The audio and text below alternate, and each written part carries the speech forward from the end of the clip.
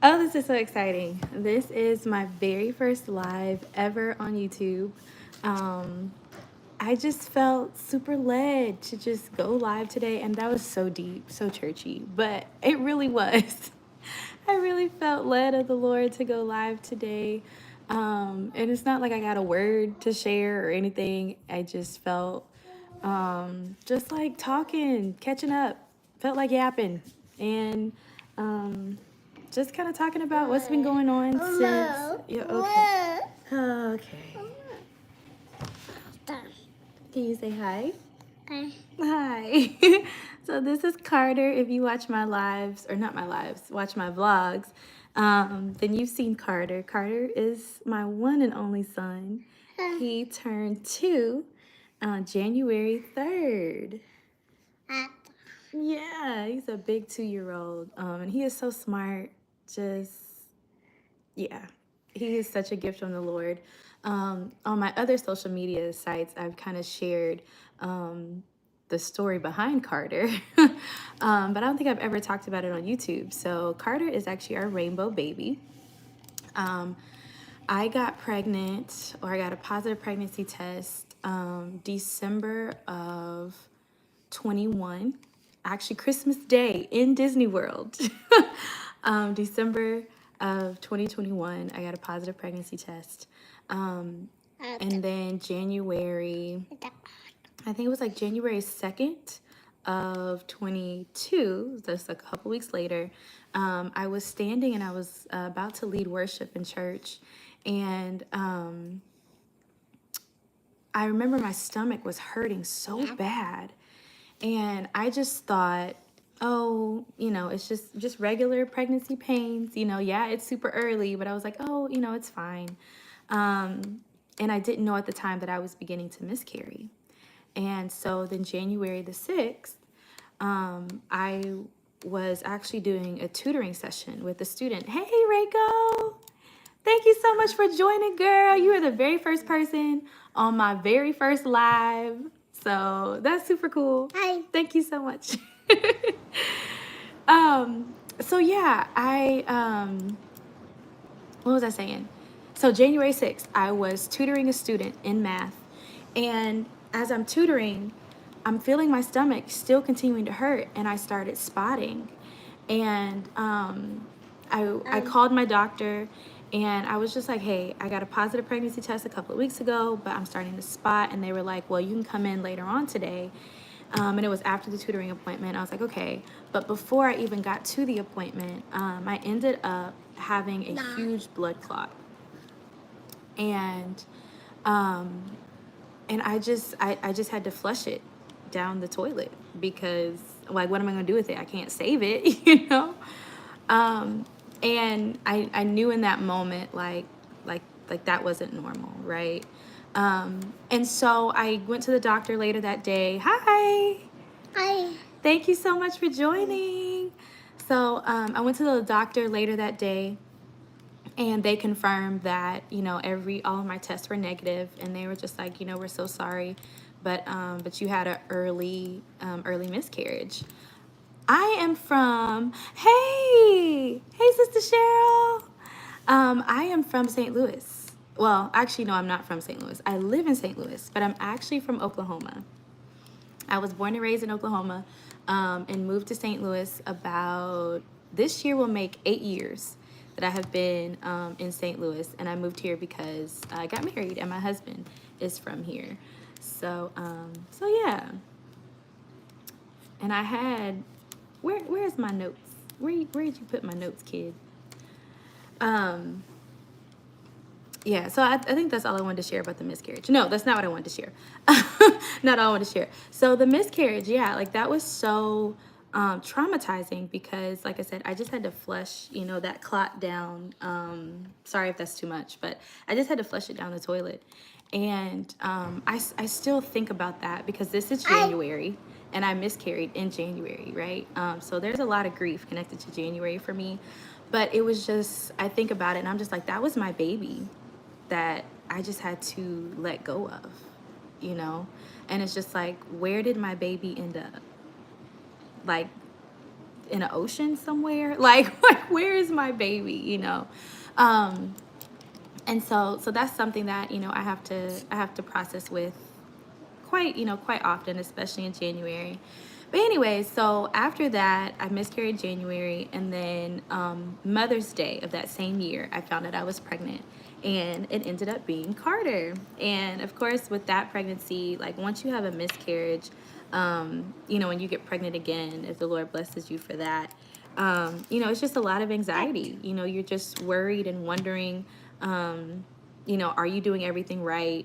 Is it going to end in a miscarriage again? You just have just all these thoughts. But the Lord was kind, the Lord was faithful, and we got Carter, who was born in January the 3rd. So it's just, he's just a sweet gift from the Lord, because, a month that was filled with so much grief, we have a reason to celebrate now in January.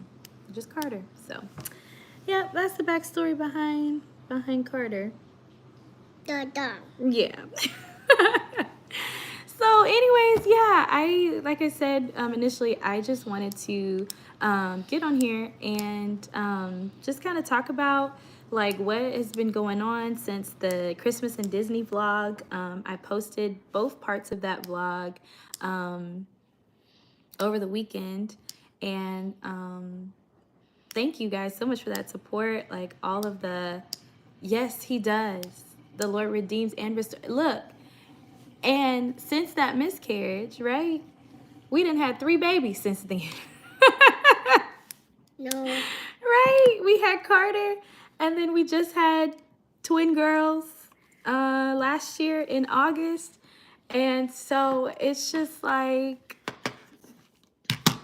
it's crazy. It is so crazy, the way the Lord redeems and the way the Lord restores. And so, we got a full house over here. It'd be a lot, but the Lord, okay? The Lord has been helping us to make it.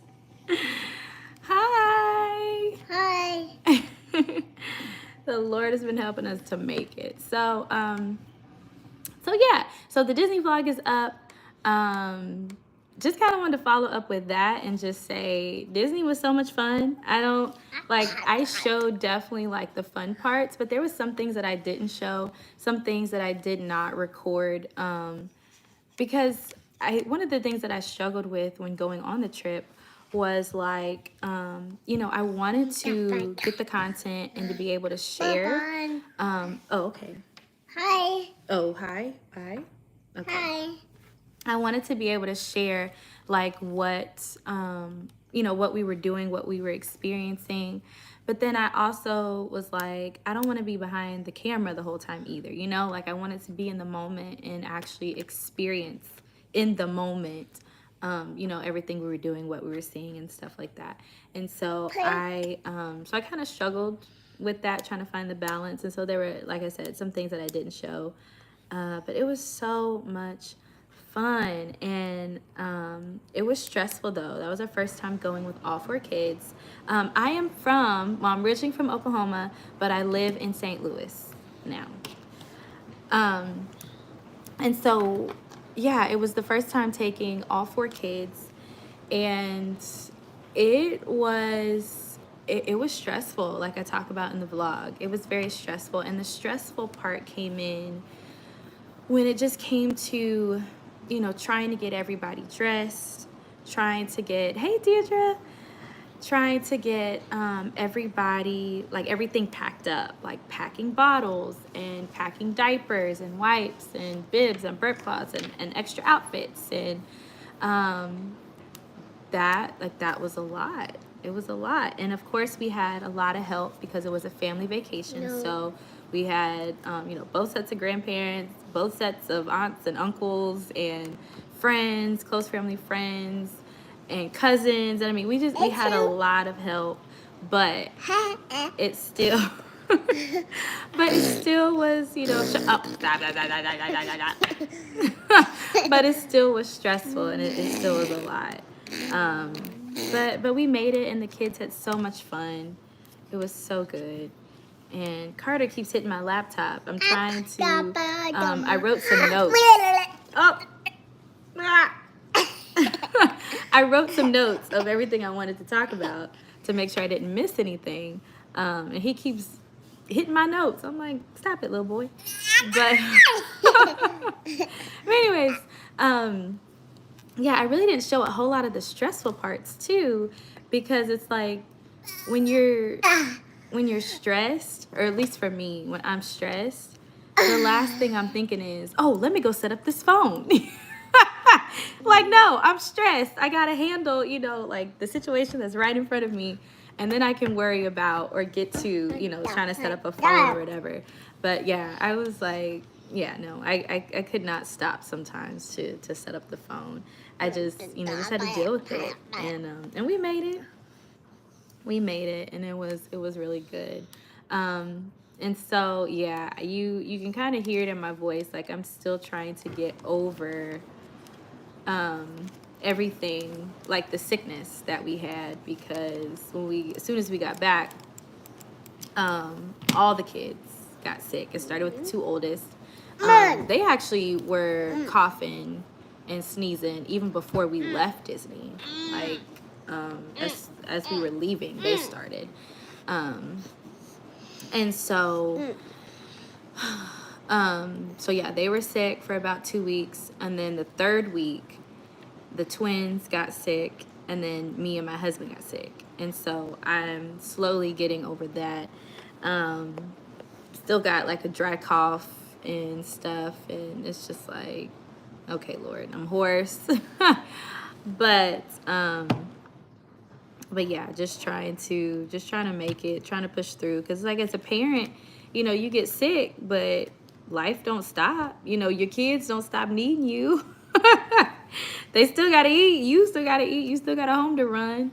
So you just, do what you can do, and push through and make it. And, and I'm grateful that I am a stay-at-home mom. At least I don't have to try and balance trying to go to work and be sick and then still come home, and, so that's a good thing. But like the sickness that we had, it was coughing, sneezing, congestion in the chest and in the nose, runny nose, and that was it. We didn't have like a fever, we didn't have chills or anything. None of the kids had like fluid in their lungs, so we knew it wasn't RSV, we knew it wasn't COVID, we knew it wasn't the flu and something else. But yeah, we knew it wasn't any of that. So we're grateful that it was pretty mild what we had, but it was still pretty like crazy, especially the twins, like, because you can't give the babies anything. You just gotta look, prayer. We can give them Jesus, we can give them some blessed oil.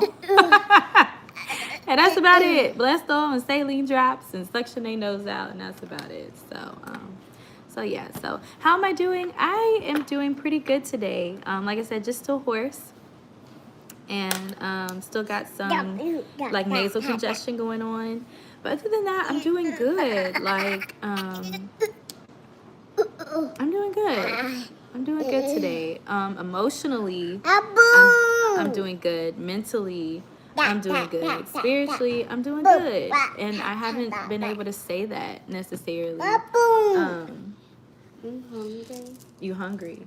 Okay. I'm hungry. You hungry too? Mm-hmm. Hey, girl.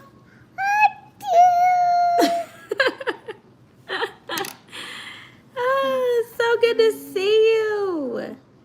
Thank y'all so much for joining this live. This is my very first live. I just felt like I needed to get on here today and talk and share. So y'all come with me while we go get Avery something to eat, because she says she's hungry. But you have breakfast by Carter. Well, Daddy gave that to Carter. Mommy didn't. You hungry too? You ate your bacon. Oh, Lord. But this is like the scary part with being on live for me, is because it's like a whole nother level of vulnerability that I'm like, although I am very transparent on social media. And some people might say I'm a little too transparent. But I am transparent on social media. But being live, it's like I can't edit out like moments like this. Like I just have to figure out a way to work through it. And it's just kind of like it makes me nervous, but we doing it. Okay, Avery, come here please. Would you like some Cheerios or honey bunches of oats? I want Cheerios. Cheerios, sounds good to me. All right, so we getting Cheerios, and they the regular Cheerios, so we gonna add a little a little sugar to these Cheerios. Oh Lord, please do not fight over that toy. This is mine. Please do not fight. Share. Ow. Hey, stop. Share, please. Ah, Stop. Share. Keep your hands to yourself. Thank you. See? I can't edit that out. You just got to work through it, right? So, yeah, the kids have just now opened their Christmas presents. So the chaos that comes with all of that, we are just now walking through in January because, like I said, we were sick. So they just now are opening their gifts, and it has been just back and forth. No, mine, no, mine. Don't touch it, Carter. No, it's mine. And, we've been having to have a lot of conversations about, sharing and the fact that, that's not your gift. That's baby brother's gift, or that's big sister's gift. And it's not yours. You can't, open somebody else's gift. So we've been working through that, and it's just been, it's honestly been very uncomfortable for me, at least. And I say uncomfortable because, having children this close in age, I've always dreamed of that. I've always wanted that. And so I'm living that out, which is a blessing. But at the same time, it's very uncomfortable because I really don't know how to have the conversation, Like Yes. this one. What does that mean? This one. Like, I love to eat it. Like on milk. So so you're saying the milk, you would like a lot of milk in your cereal? Yeah, like this one. Okay, I got you.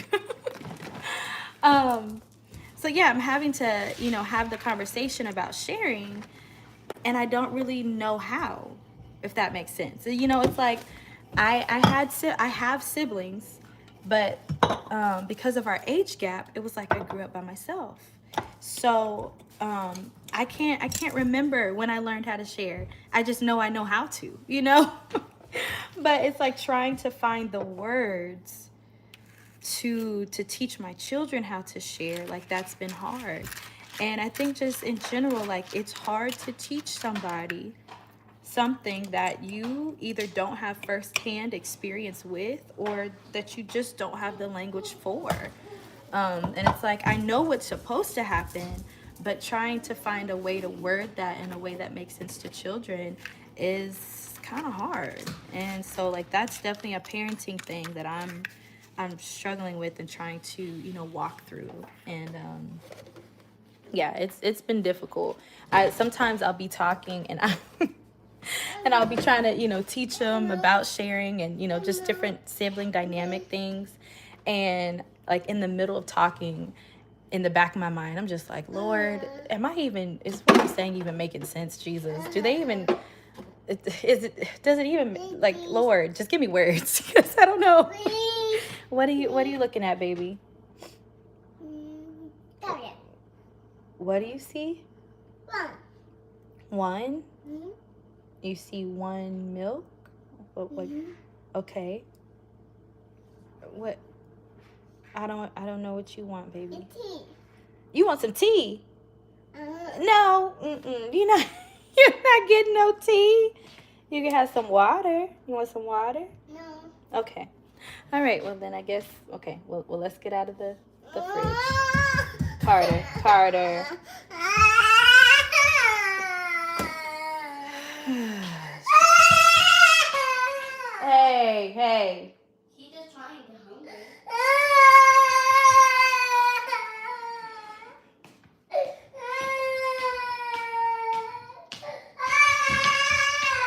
The part that I can't edit out.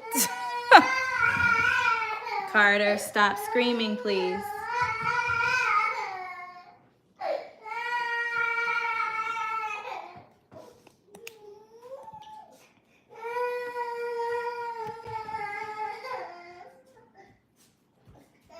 Well, thank you so much.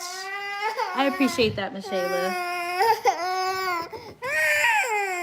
Live time, yes.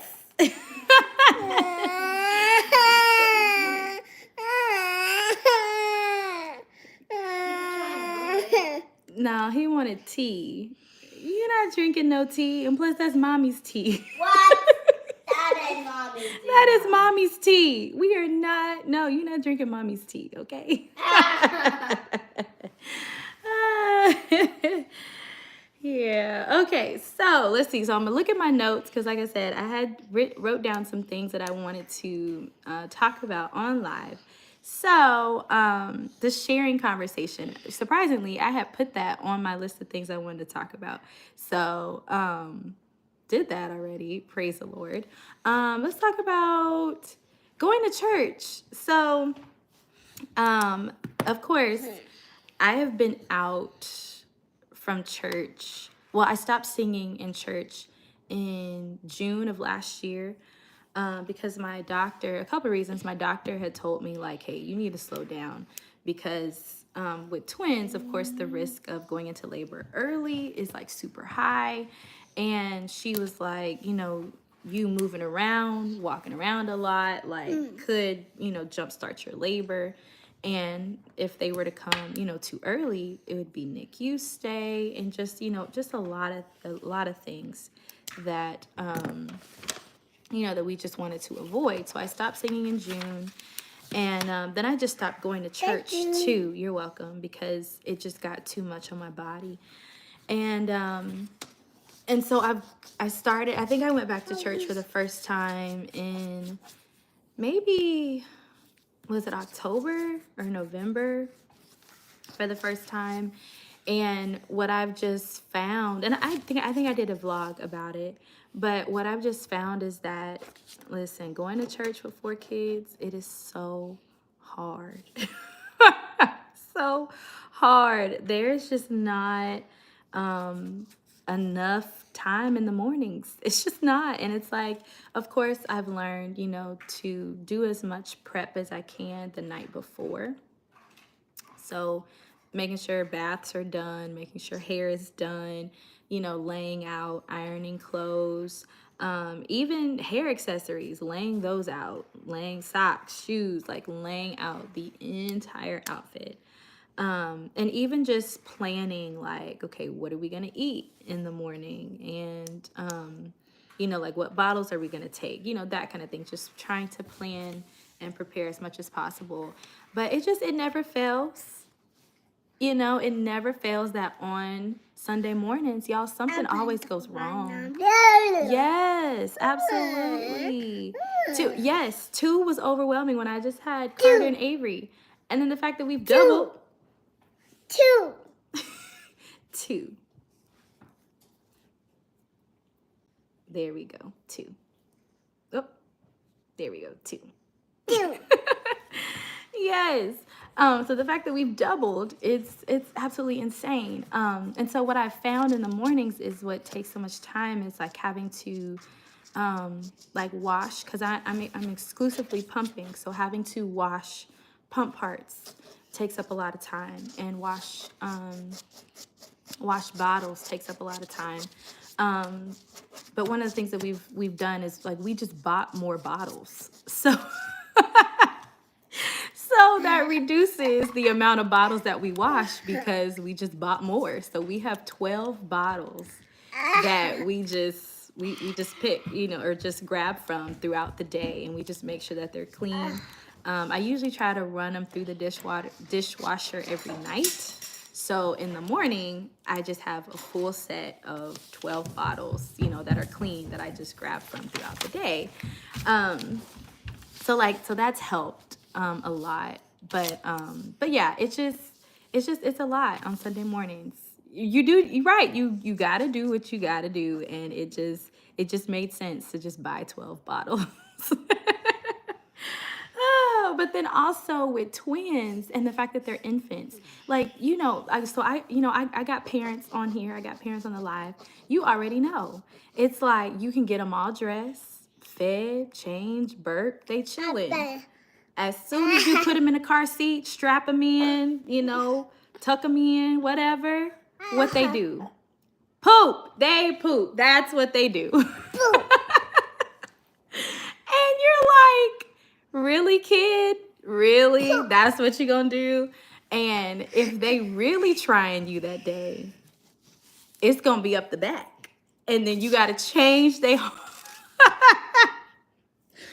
them clean and change yes! And then change blowouts, right? And then change their entire outfit. And then it's like you're running around like, do I just wipe you down real good with a wipe? Do I put you in a bathtub? Do I, just get a rag with some soap and water on it and do like a sponge bath? Like, what do I do right now? It's so crazy. And so like that's usually what happens, on Sunday mornings. It's just like, it is crazy. And then I feel like too, like when you have an infant, or for me, like with Avery, I had to wake up at least 1 hour earlier to make sure that I was on time to church. But now it's like with having the twins, it's almost like I need to wake up 2 hours earlier. It's just like everything has doubled for them and with them, which means that I have to wake up about 5 o'clock on Sunday mornings. And that's just insane to me. That's crazy. The breastfeed. Yes, it is. Because why is it so like juicy? And maybe juicy's not the right word, but it's so liquidy. And it's just like, what? And it's like, and it don't matter. People be like, oh, get this diaper because it prevents blowouts. Breastfed poop, baby, it will find a way out, a way through, a way over, a way under. It will find a way out, baby. And it do every single time. Like, I can't even tell you, like, recently, like how many outfits that I've just thrown away in the trash because I'm just like, I'm not saving this. I'm not. So, funny story. So remember I said in Disney there were things that I did not show because I couldn't set my camera up for this. It was just too crazy. Case in point, we went to dinner and Amaya decided she wanted to have a blowout at dinner. I didn't pack any extra outfits, and it was all up her back. So I had to, thank God my mom was there. So I had my mom come with me to the bathroom, and I had my mother-in-law come with me to the bathroom to help me. Like, it was that bad that I needed 2 people to come and help me change her. And try to like maneuver her clothes off of her. Because that's another thing too. It's like trying to take the clothes off that is, soiled. And it's like, if you're not careful, you will get it literally all over the place. And then their hands be in it and their feet be everywhere. And it's crazy. So anyways, so yeah, I didn't have any extra outfits for them. And so my mother-in-law had to go to like the little souvenir shop and buy an outfit for Amaya. And I threw that little cute matching outfit away in Disney World because she destroyed it. She destroyed it. And I was looking at her like, you are 4 months old, 11 pounds. There is no reason why you should have been tearing up these clothes like this. Just craziness. Oh, absolutely crazy. But yeah, so that's what's been going on the parenting side. But anyways, when I was talking about going back to church because I recently went back to church for this past weekend after having been there for like 3 weeks. But I went this past weekend because it was a part of our consecration service. And it was so good just being in the building. And I didn't realize how much that I had missed just connecting with people, just connection, just talking to people and hugging people and just catching up, with people on their lives and what's been going on. Like one of the mothers of the church was telling me, about like a surgery that she just had. And I was just so grateful just for conversation. And granted, like cover your mouth. There we go. And I am definitely an introvert. Like talking sometimes is very, very draining. Being around people can be very draining for me. And so like I don't mind being in the house at all. But for whatever reason, like I needed that connection on Sunday evening. And it was so good. It was so good to be just in the house. And so now I really understand what people are talking about, like going through the pandemic for church and how people were like, I'm sick of it. I'm sick of being at home. I got to get out of here. I need to be back in the church. I needed this, I need to do that. And so I finally understand that because during the pandemic, we were still going. We were still going to church. My husband's the media and he plays the organ. Media and music were the two things that were keeping churches open. So if you were in media, if you were in music, you really didn't get a break. You kept going. You kept working, during the pandemic. And that was us. And so I didn't really get like, I didn't really feel that isolation, during the pandemic.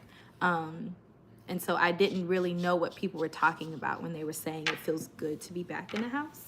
But after this weekend, I definitely understand what people meant about being back in the house. So yeah, trying to change Kyrie in the front seat Sunday, and it got on my pants after dinner. Listen, I will never forget the first time. It was our first time at church with Avery, and I had to change her at church, and I thought she was done pooping.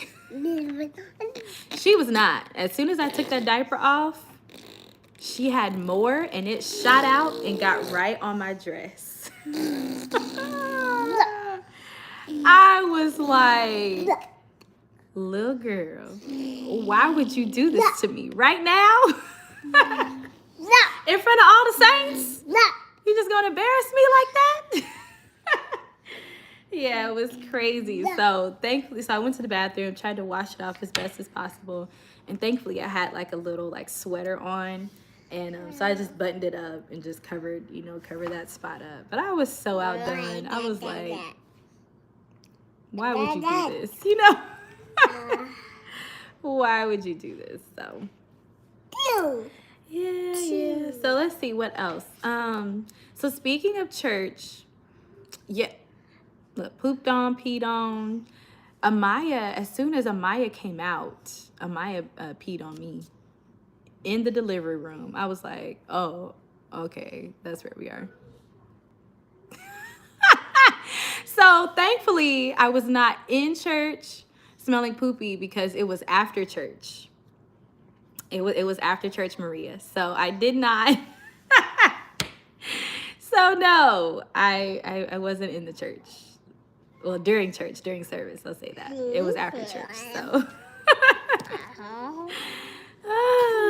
Yeah, like trying to gauge when babies are done pooping. It's how? I don't know. Because it's like you think they'll be done, and then they don't be. They just keep going. And then sometimes, I'm not even going to lie to you, sometimes it's like I'll be waiting, and then I'll look up, and it'll be 30 minutes done pass by, and I'll be like, oh gosh, you were supposed to get changed. Oh, it's embarrassing. Anyways, church and kids are a lot. I don't think it's talked about enough. Anyone coming to church and more something should be, yes. Coming in. Yes, absolutely. Absolutely. Spaces to accommodate the children. I think even like, I think changing tables are cool in bathrooms, but I kind of feel like more churches need like actual nurseries. Like we need actual nurseries with actual like like nursing rooms as well. Because it's like now that I've done both. I've exclusively breastfed, and then I've also, like, now I'm exclusively pumping, and trying to find a quiet place in the church that's secluded, enough to where there's some privacy, for me, but then also so other people aren't uncomfortable by my breastfeeding journey. Because, like, what I have found is that it's not necessarily me that's uncomfortable, or during breastfeeding. It's other people. Like, other people get really nervous when, like, I have to pump around them, and they like, oh, I can't do this, can you go over and I'm like, it's just milk. Like, but other people are uncomfortable. But anyways, but like, if more churches like had more spaces to accommodate the babies and the mothers, like, it would definitely be, a lot less stressful going to church. Because, even when you're in the bathroom and you're trying to change your children, people walking in and out, and you got they little private areas just spread out. It's uncomfortable sometimes. And I always wonder, like, how my children feel, just, I don't know, in the bathroom. Anybody walking in, people, stopping and talking. And it's like, my baby ain't got no pants on right now. And we talking about what we having for dinner after church. It's just like, it's a little weird sometimes. No. Yes. Oh, okay. All right. But anyway, speaking of church, I'm actually leading worship this Sunday for the first time since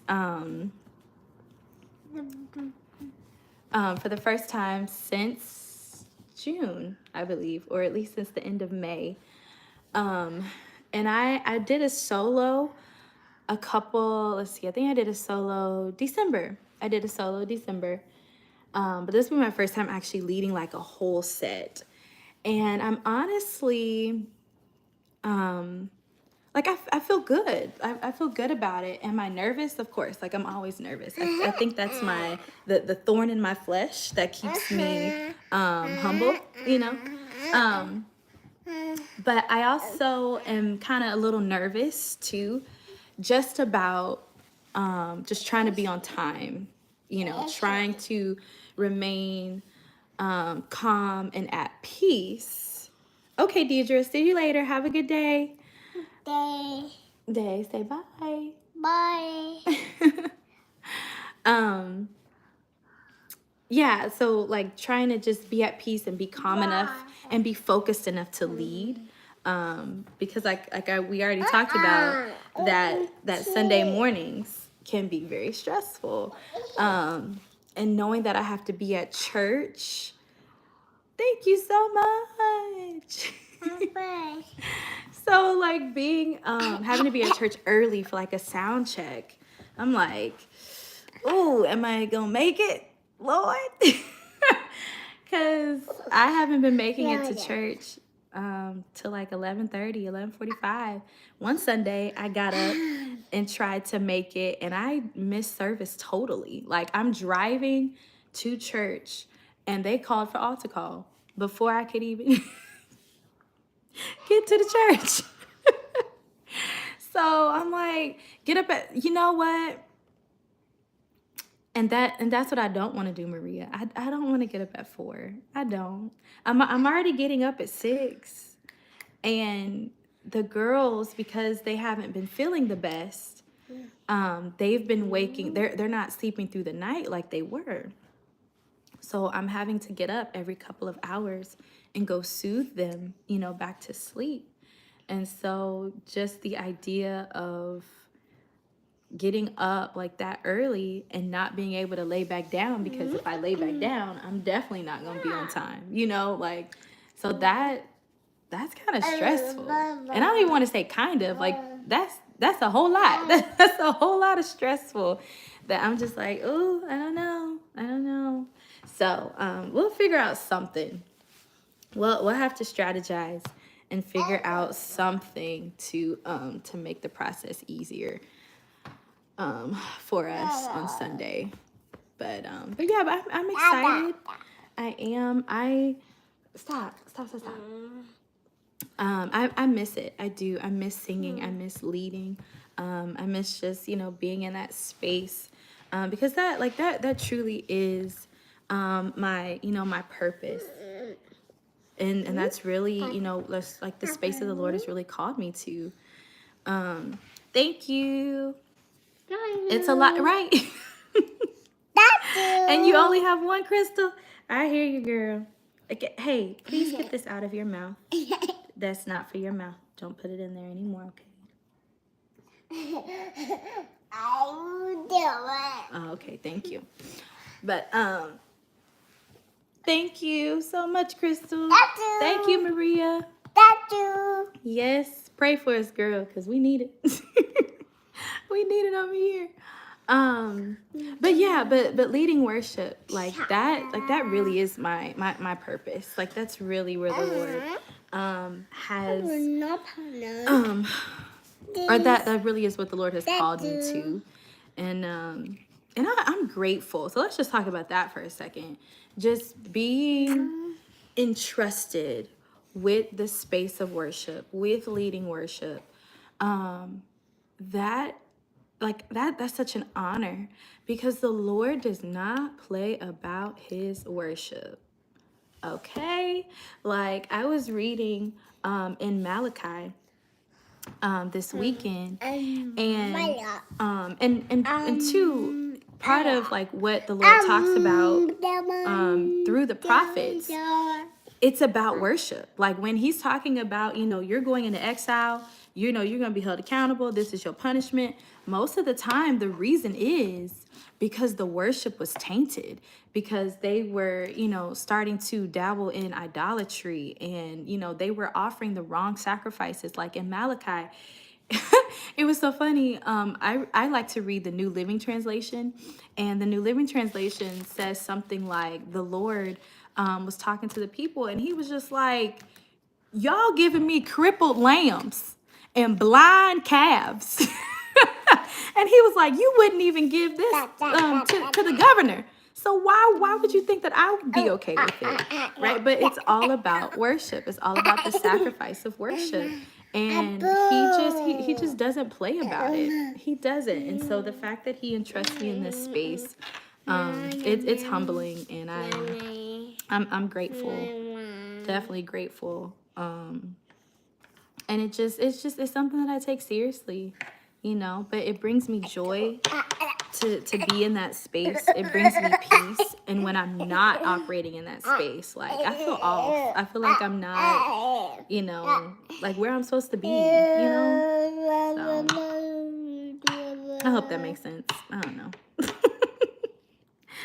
Let's have you. Okay, do you want to go play with Avery? Okay, go play with Avery. See you later. Okay, you want to stay on live? Okay. Let's see, what else that I want to share? So, it's a feeling that's just, it's a feeling, yes.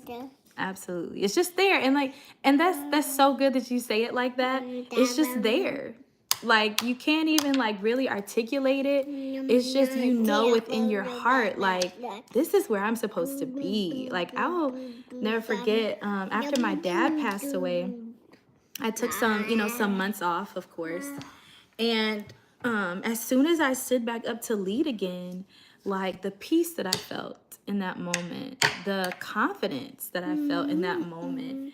And I told the Lord in that moment, standing there, I said, this is exactly where I'm supposed to be. Like, I love this place. I love that place.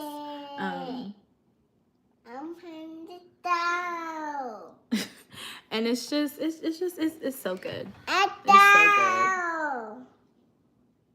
Carter, what are you talking about? What are you talking about? Anyways. Yes. Kim, yes, absolutely. Absolutely. You know, Reiko, that is so true. Like your purpose can look different, but it's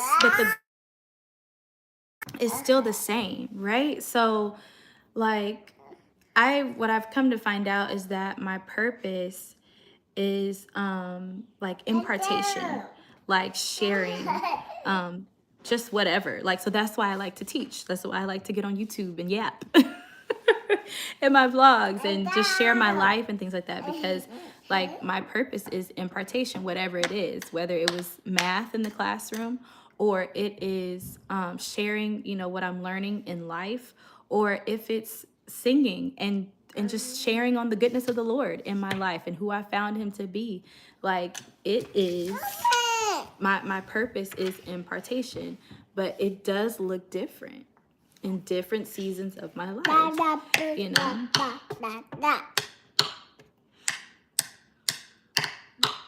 Thank you. Thank you. Oh, Lord. Yeah, so we have found that Carter is probably going to be a drummer. Probably going to be a drummer because he taps on almost everything. Oh, okay, bye-bye. Bye. Okay, bye-bye. He is so drawn to like music and instruments and things like that, which is, you know, really cool. When he was a baby, he of course hated, I said drums, and he went to go play his little drum set he got for Christmas. Actually his birthday. But when he was a baby, he hated being in the car, right? And so, you know, the music that helped him to calm down? Churchy choir music. Like, when I say churchy, I mean like over and over and over, he keeps on blessing me. Like that was the song that I had to play for him to calm down in the in the car.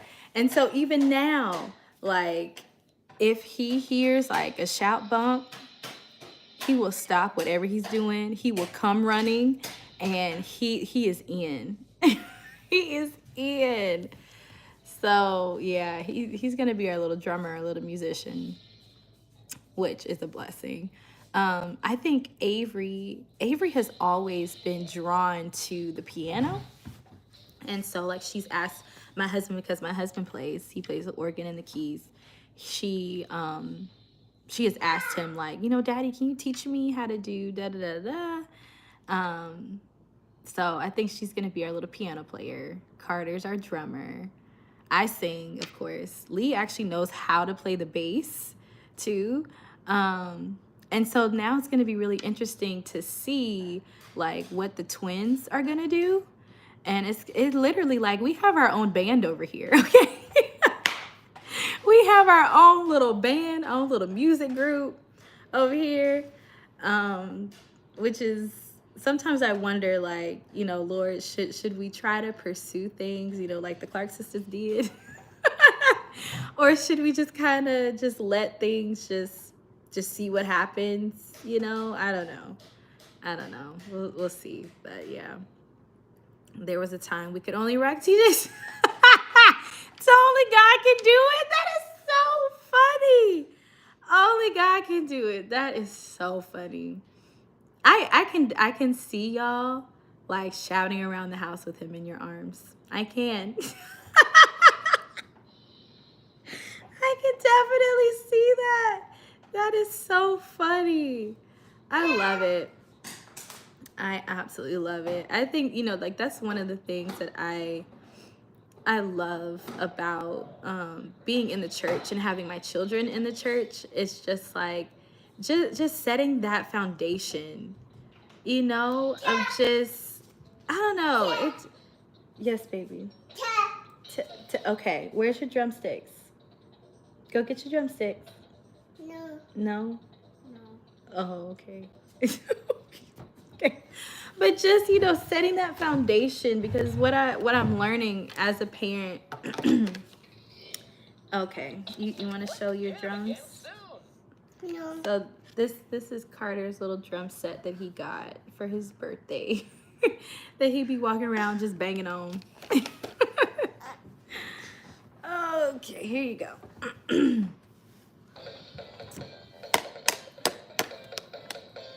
Okay. But yeah, just setting that foundation, like for our children. I absolutely love it. And what I was saying was like, as a parent, like the things that you say, the things that you do, like become your child's like inner narrative. It becomes like your voice becomes like what they hear in their head when they're going through life situations or just their everyday. And it's just like, what is it that your children are hearing from you, like like are they hearing like the word of the Lord? Are they hearing prayers? Are they hearing God is good? Are they hearing and are they seeing you actually living it out too? Because they are going to copy and mimic whatever you do, whatever they see. And so I'm grateful to the Lord to give my children just a good foundation in Him, because so many kids out here, y'all already know. So many kids out here just like, what are you doing? Who was raising you? It's just crazy. You have two of them? Ooh, Lord, I hear you. Bless you, sir. What? Okay.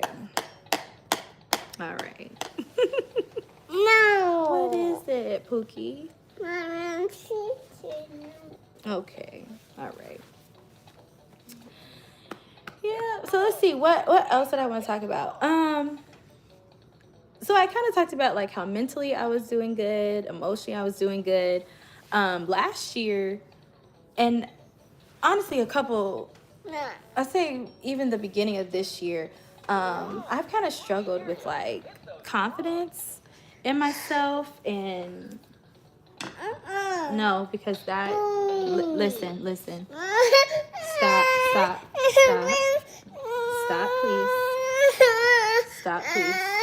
please, listen, you have to be careful with this.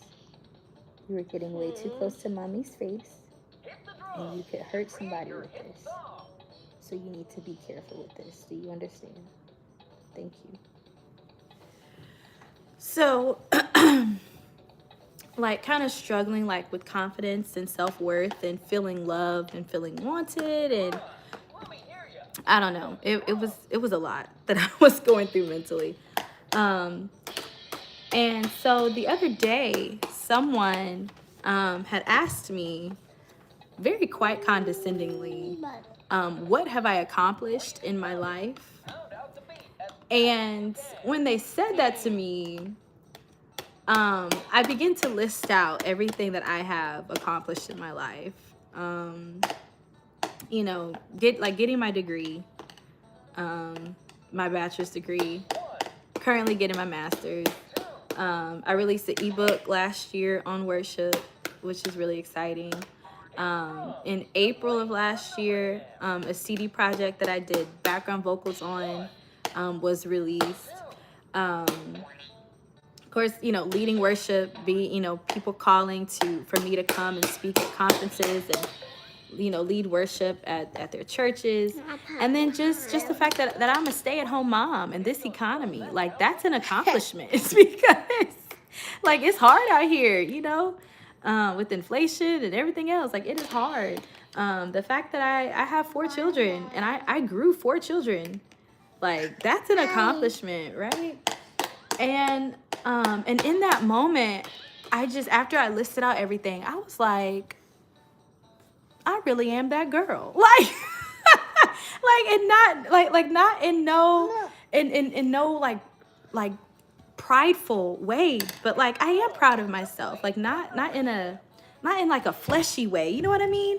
But like, but I think that I had to, like, somebody had to challenge me in that way in order for me to really see like I have no reason to be insecure.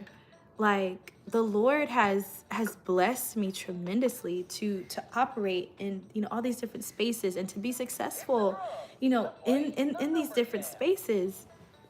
And like there is, like, I am loved, I am wanted, I am, you know, special, and you know, and it just, I think I just needed to be challenged in that way in order for me to finally, for it to finally click that, yeah, I really am that girl. And we are out here like doing it with the help of the Lord. Like I understand totally that there is no way that I could do this without Jesus. No way that I could do this without the Lord, because man, like the way, and y'all know the way that having children puts a strain on you mentally, the way that just life will take you down on through there. I'll be looking at people like, how are you not leaning on the Lord? Because I know I would have lost my mind if I didn't have Jesus. Woo, baby. Woo. Right, say, woo. I would have lost my mind without Jesus. But when they say that he is a mind regulator, hello. When they say he's a heart fixer, hello. Okay. He has been all of that. Strength, he has been all of that. And you know, I had somebody else say the other day, they were just like, you know, Sarai, if you would have never told me that you were you know, that you lack confidence in yourself, or that you were struggling or things were hard, they were like, I would have never known, because you look like you handle it so well. And they were like, you look so strong and like you got it together. And I'm like, that ain't nothing but Jesus, because I really don't. You, like, on this live, y'all have seen a little glimpse into my life and what I'm going through and what I deal with on a day to day. And it's nothing but the Lord. It is nothing but the Lord. So I'm grateful to the Lord. My husband says that, you know, grace is when you're able to make a hard thing look easy. And he told me, he was just like, you are graced for this. You are graced to be this stay-at-home mom, to be this worship leader, to be, you know, this YouTuber. Like you are graced for this. And I think like I'm finally at the point of believing it. I think I am. I think I'm finally at that point, which feels so good to just be confident, you know, to just be confident. So yeah, people do not, when they can't handle, right, when they can't handle the assignment, right, that is, hey, okay, all right, you're being a little bit too, hey, stop. No, this is dangerous. Mom. Hey, see, you almost poked yourself in the eye. Mom. Can you go find your actual drumsticks, please? No. Okay, but this is dangerous, so we're not gonna use this anymore, okay?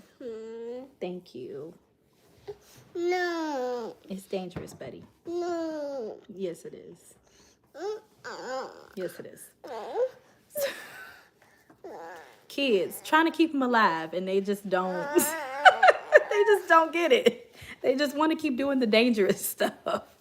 No, thank you. No, we're not gonna do that.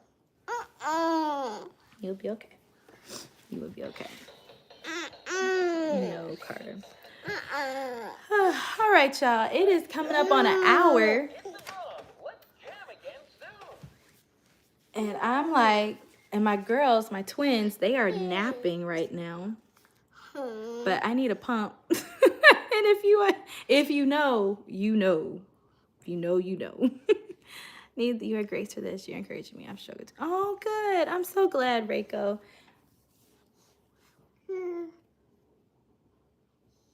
Oh, thank you for fixing my hair. Thank you. You are grace for this. Absolutely. Absolutely. Because it's something else that I realized too is, well, I'll share this story. Um, we had a family friend who was on tour and, doing background vocals. And that's something that I've always wanted to do. I have always wanted to be a professional background singer and travel and do concerts and things like that, just in the background, right? And I was looking at the family friend and I was like, man, like I would love to be able to do that.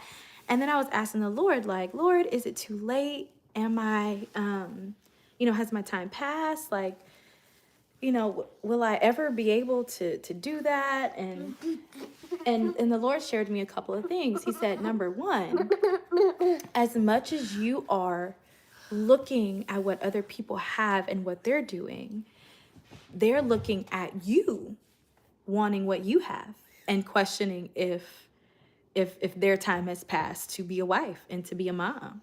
Like they would give anything to switch places with you. So don't. Yes, baby. Remote. Okay. Well, you can go to Avery's room and watch TV. No. Okay. Well, we're not gonna turn the TV on in here right now. Okay. And so he was like, so do not, compare yourself and the space that you're in to other people. Number one. Number two. He was like, and when it comes to, time passing and things, it being too late. If you guys saw in the comment section, I was talking to Maria Ellis, the girl conductor that was in the chat. And the Lord brought her to me because Maria is the perfect example of this. She had a young family, and she has, a family, whatever, but she had a young family, right? And so she had to put, serving in church and conducting choirs and things like that on hold for a little while. But once her children, got older, and she had more time to travel and go to school and do all these different things, like Maria travels all over the country, literally conducting choirs, being she conducted at Carnegie Hall.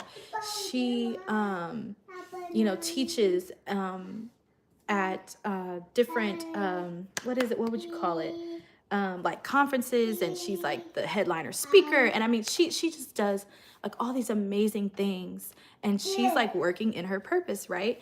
And the Lord was just like, look at Maria.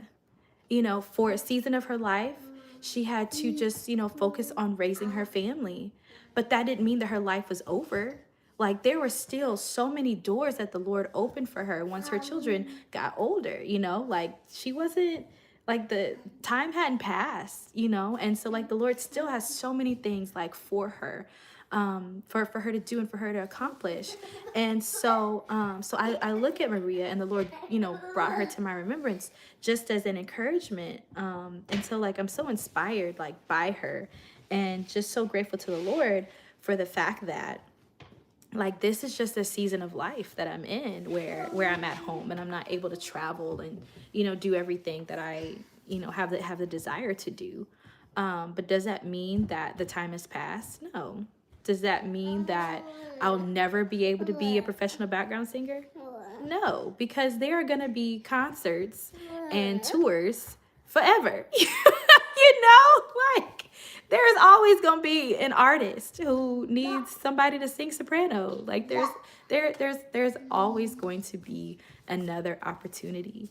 And so I'm grateful. I'm grateful to the Lord for giving me that, for that revelation, and for speaking to me and calming, my mind, because there are so many people that are in my life that have, so many regrets. They do. And, they tell me, I wish that I, had done this, and I wish that I had done that, and I regret this and I regret that. And, they're just like, what has my life amounted to? And I'm just grateful to the Lord that that's not me. Like I'm grateful to the Lord that he is not letting me sit in that place of just, regret, and just, he's teaching me how to trust that he really knows my beginning from my end. That there's nothing that's happened in my life that he hasn't been aware of. There's nothing that has happened in my life that he didn't have his hand on. All things work together. All things work. God's time, yes, his timing is perfect. And somebody, oh, Lord Jesus, sorry. Somebody said to me, well, people have always told me that I, was supposed to be famous. I'm supposed to have a CD. I'm supposed to, people are always encouraging me to go to American Idol and Sunday's Best and all this kind of stuff. And I have just never felt that that was my path, that that's what I was supposed to do. Now, definitely, self-confidence issues, absolutely. Self-worth issues, okay. But really, internally, even as a child, I never felt that that was the path for me. So I had somebody tell me, like, oh, well, just because it's delayed, it's not denied. And I just sat with that for a moment. And I was just like, I don't feel like I'm delayed, though. I don't. I do not feel like I am delayed. I feel like you said, Michela, that God's timing is perfect. Because if I would have stepped out too early, if as a 12-year-old, 16-year-old, 18-year-old, if I would have tried to do, these music competitions and whatever, would I be where I am now? Would I have what I have now? Would I have accomplished what I have accomplished now? Would I have been taken advantage of? Because there are so many of these, artists who go through these competition shows that they end up being taken advantage of by their record labels. They end up, filing bankruptcy. They, they just they suffer a lot through these, these shows, and they they don't be getting paid right. I mean, just, it'd be some crazy stuff that be going on behind the scenes that, the general public does not know about. And so the Lord was just like, that could have been you. But it's not you, because I'm doing this. Like, I'm the one that's been in control of your life from the very beginning. And you are not delayed. You are right where I need you to be. And you know what, Michela, I think it's the confidence piece too. I think there was some care within me. You know what I'm saying? Like there was a level of maturity that I needed to reach. Hello, there were some people in my life that didn't need to be there and don't need to be there when the Lord elevates me to wherever. Something the Lord told me too, and this was very sobering. He said, I could not elevate you in that place because there would have been people around you that would have took the glory for themselves. And nobody is going to get my glory. I said, oh. I said, okay. So, sometimes, oh, hello, God. Sometimes it's not about you being ready. Sometimes it's about the people that are around you that he has to remove before he can elevate you, because they will try to take the glory for themselves and say, oh, we're the ones who put you up there. We're the ones who did this. We're the ones who did. And God is like, no, you're not. I am going to be the only one that gets the glory for this. And when he told me that, I was like, oh, okay. Things just started, making more sense. And so, and that's the way the Lord has been speaking to me, I would say, over the last 7 to 8 years. Like that's the way the Lord has been speaking to me, and just giving me revelation, and just explaining things to me about why my life has unfolded the way that it has. Somebody asked me the other day, they said, why did you get married so early? And I'm like, what? Because in the moment I did not feel like I was that young, but looking back on it, I really was. I was 23, I think, and Lee was 24. And now as a 31-year-old, I'm looking back like, yeah, that was really early. Why did we get married so early? But again, God's timing is perfect, because if we would not have gotten married then, my daddy would not have walked me down the aisle, because who would have known that 4 years later, my dad would be gone? If we hadn't gotten married then, we wouldn't have had Avery about 1.5 years into our marriage. And again, my dad would not have met her. She wouldn't have met him. We wouldn't have pictures and videos of them together. And so God's timing, absolutely perfect. He knew what he was doing. And even my husband's grandparents, if we would have waited, if we wouldn't have gotten married when we did, they might not have been there. And having them there, and having them meet Avery too. They got to meet Avery, and she got to meet them, and we got pictures of them on our wall. That's what I keep looking up at, is the pictures right now on the wall of Avery and them. And if we would not have gotten married then, if we wouldn't have had Avery then, we wouldn't have these memories now. God's timing is absolutely perfect. It's absolutely perfect. Like God doesn't make mistakes. Like that is what I'm finding. It feels like a mistake to us. It feels like unfair to us. It feels like craziness to us. But God is literally sitting back like, that's what I wanted. You know? And that's not to say that, that things aren't a mistake. Now, we make mistakes. Now, we do. We be getting in our own way. But God himself does not make mistakes. And God will use our mistakes, right? All things work together, right? But I'm just learning how to trust in the timing of the Lord. And I'm learning, and that's what comes with spiritual maturity too. Spiritual maturity will help you to understand, to understand like what God was really trying to accomplish and what God was really trying to do. And it may take some years, there were things that happened when I was in 7th grade, 12 years old, that I didn't get revelation about until I was in my 20s. So it may take some years before you get the revelation. But the Lord will reveal to you, why certain things happen the way that they happen. But, spiritual maturity will reveal that. So definitely does.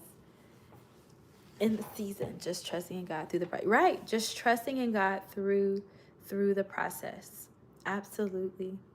Trusting in God. And that's been my season of life. Trusting in God.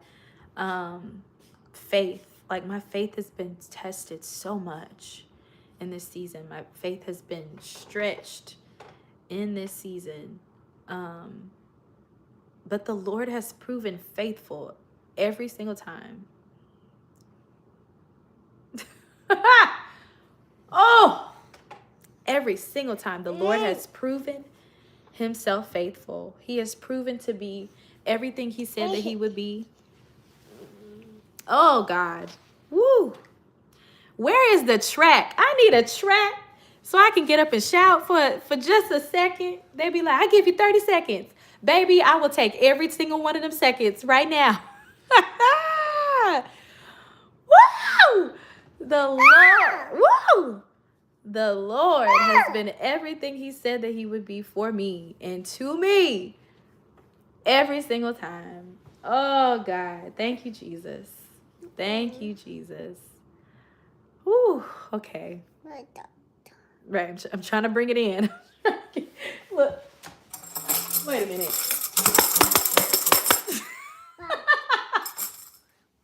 Sorry. Listen. Baby, if I knew how to play a tambourine, I would have towed it up. No, you got your drums. I don't even know how to play the tambourine, but if I did. Carter. Hey, stop this. Carter. Okay, thank you. And this is why we keep it out of out of sight, out of mind. Because if not, that would have been towed up by now. But that's, I don't know where we get that tambourine from. Was that Avery's? I think somebody gave it to Avery. But anyways, yeah. The Lord is good. The Lord is kind. I've been on here over an hour. I honestly didn't think I was gonna be on this live for more than 30 minutes. But here we are. And so I'm grateful to the Lord. Grateful to the Lord for this time. One of the things that I want to do going into 2025 is definitely go live more. And I was talking to my husband. I was like, babe, I want to go live on YouTube, but I don't really know what to talk about. Like, do I need to have something to talk about? Should I just go live? And he was like, no, you definitely need to have something to talk about. Have a point.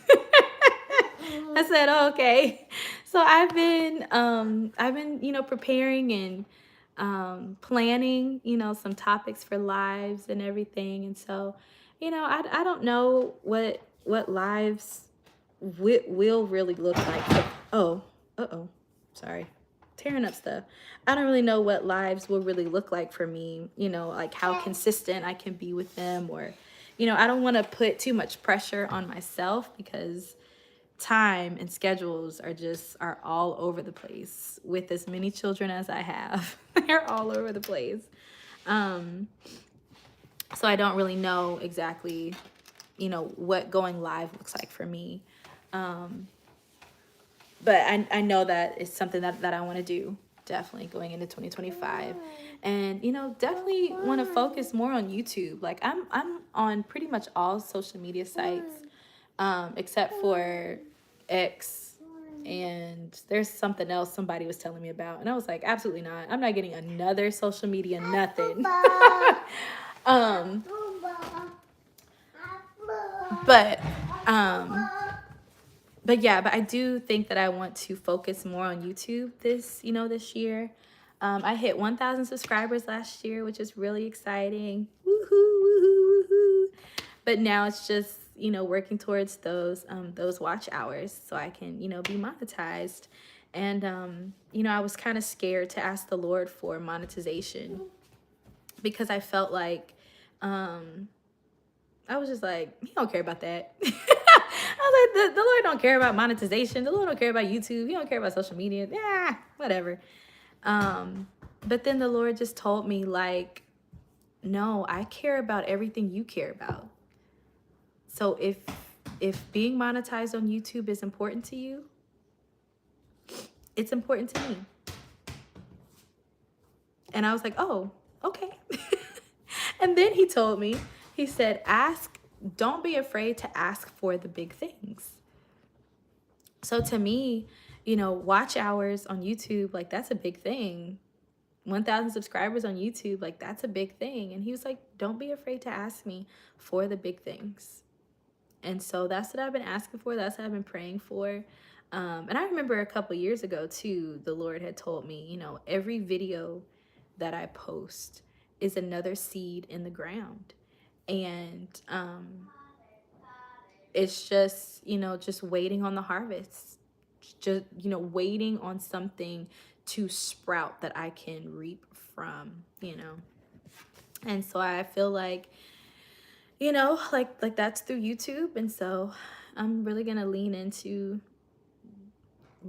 right. Don't be afraid to ask for the big things, girl. Don't be afraid. Because realistically, like they're not big to him. You know, like they're big to us, but like he's God. What? He's God. Like, and that's all I can say. He's God. What is there is nothing that is too big for him. He's like, oh, that little thing, girl, here. Like that's what it feels like, you know. So I'm just like, okay, Lord, we gonna trust. We gonna trust the Lord that we gonna get there, and we gonna just be consistent, be faithful, just do what we gotta do to get there. So yeah, that's where we are. So yeah, like I said, I need to go pump. I'm past my pumping time. So I'm gonna go pump. I'm gonna get off here. It's been over an hour, which is so cool. Thank you so much. Yes, watch the Disney video. Yes, the video is in 2 parts. And I believe I linked them correctly. Like on the end screen, you can just click the video link and it takes you straight to the first one, and then vice versa, it'll take you to the second one. Like, so I think I did that correctly. So yeah, make sure you go watch the Disney video. I had to do it in 2 parts. Because I edit everything from my phone, and so I record on my phone, I edit on my phone, I export on my phone, I upload on my phone. I do everything from my phone pretty much. And I knew that there was no way that I could export a whole like 40-minute video from my phone, so I had to do it in 2 parts. But you know, it worked out, and it's good. And so like that's something else that I'm praying for. Look, don't be afraid to ask for the big things. Yes, don't be afraid to ask for big things. So I am, you know, praying that the Lord will you know, upgrade, you know, my equipment, my technology, so that I don't have to do everything on my phone. That I will have, you know, just what I need to be able to produce content and produce it at a high level. Absolutely, absolutely. And and so yeah, he gonna make it work. But he told me, he said, you know, but until then, use what you have, use what's in your hand, and use it to the best of your ability. Because at the end of the day, it's about stewardship. It's about stewardship. How are you stewarding what the Lord has given you? And why would the Lord bless you with more if you haven't stewarded well what you already have?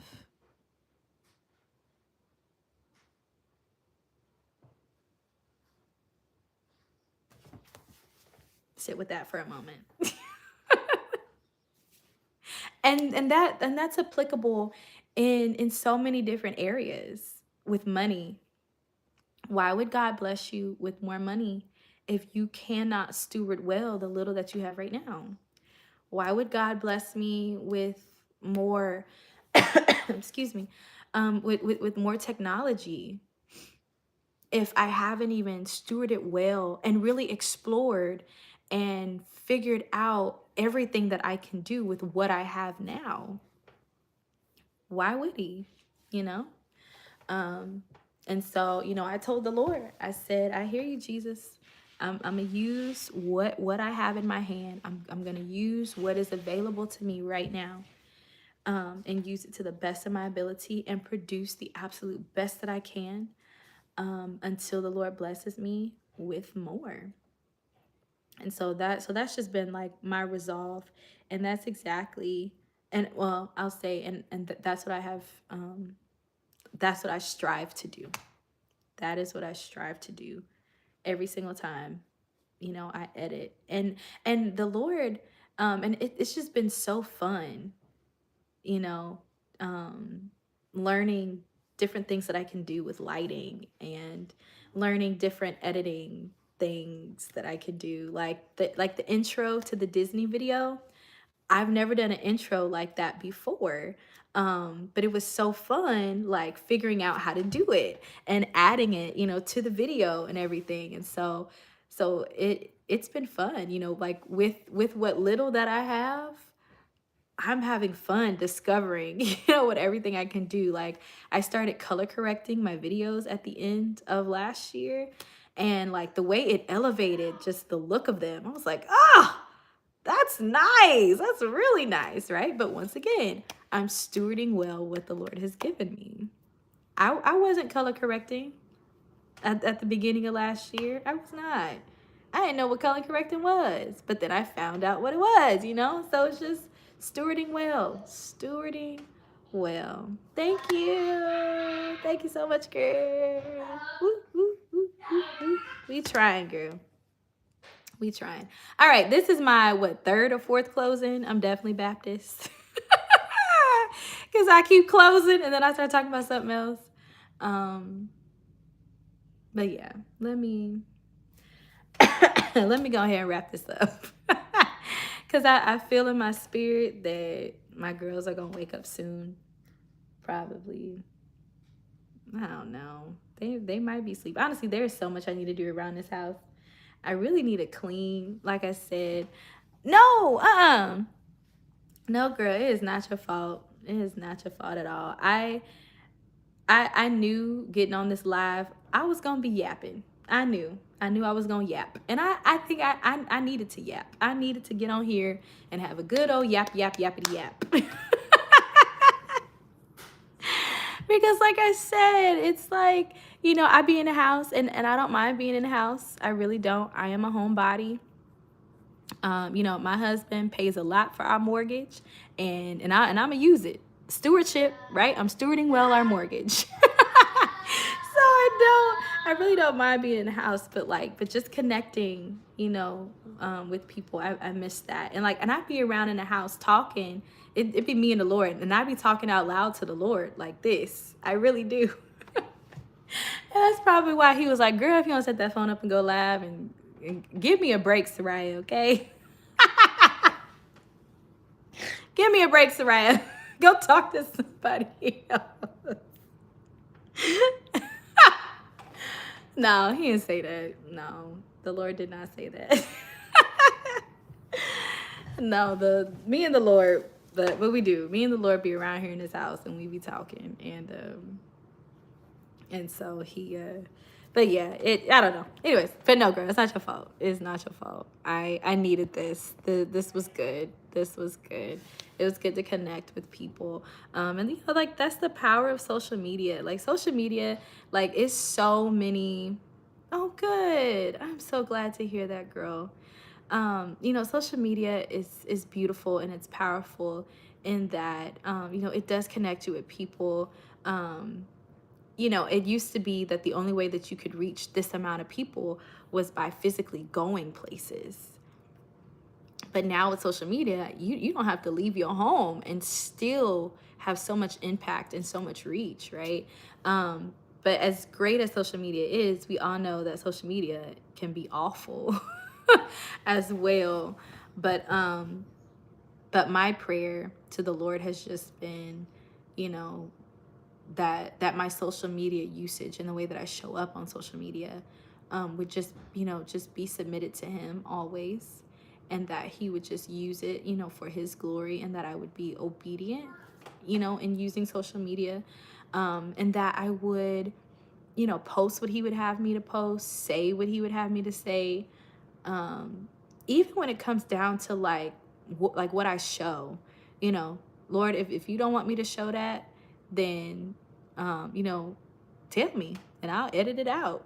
If you don't want that song on there, tell me and I won't use it.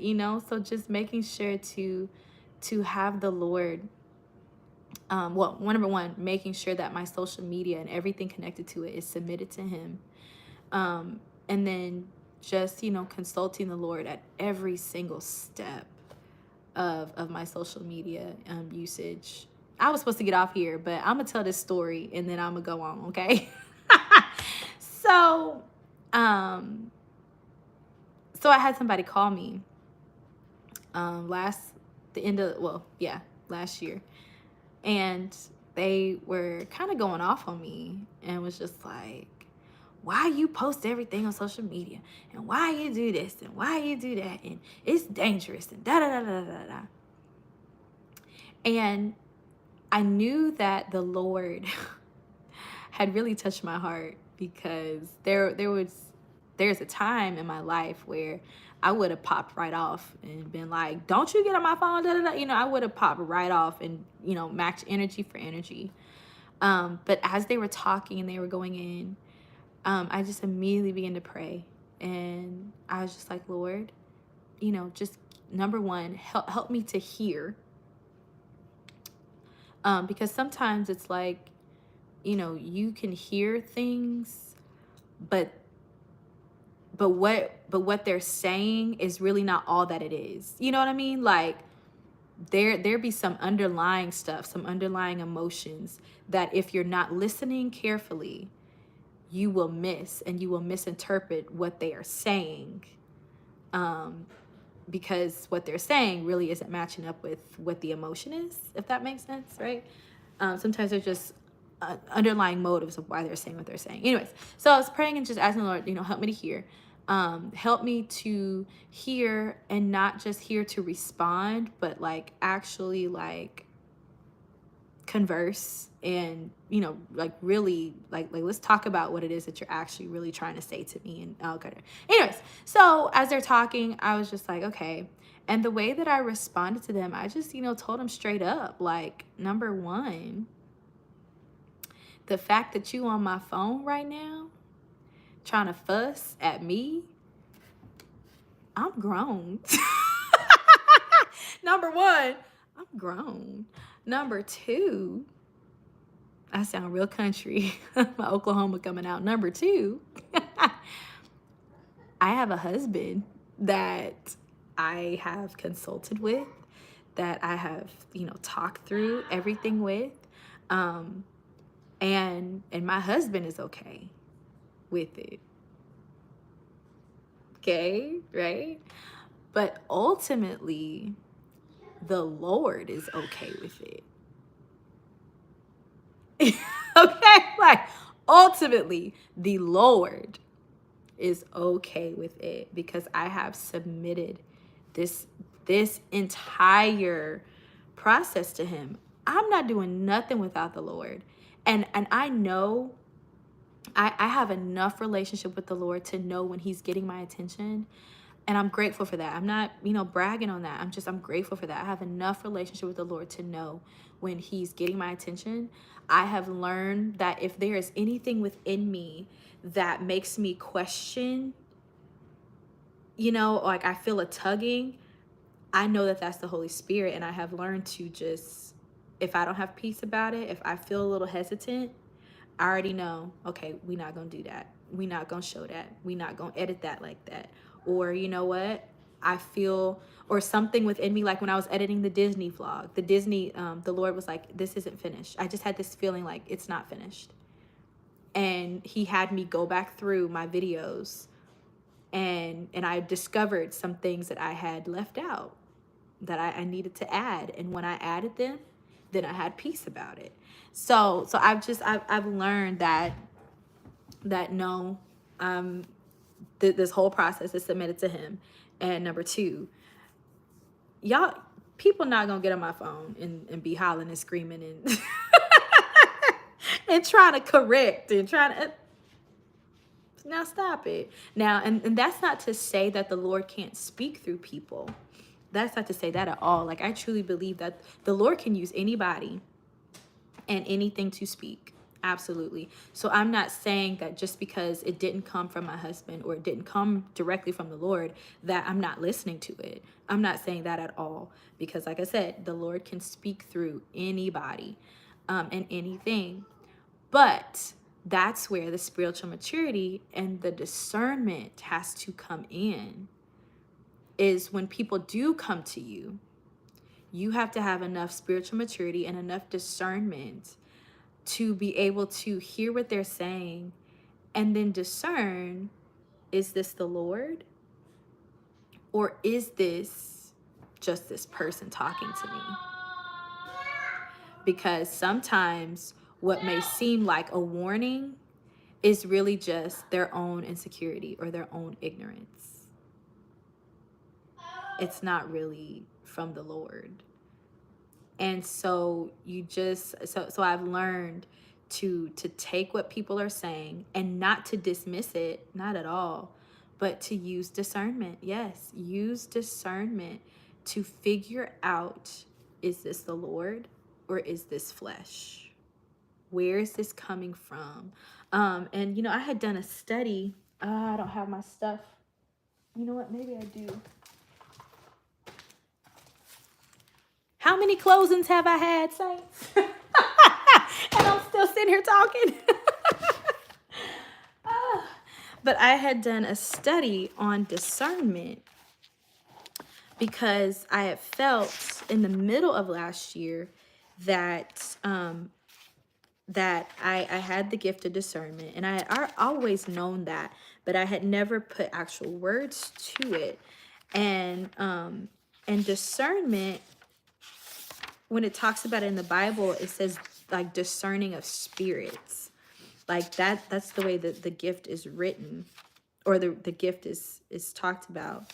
And so I did a study on it, and just what does it mean? Let's see. Oh, where is it, Lord?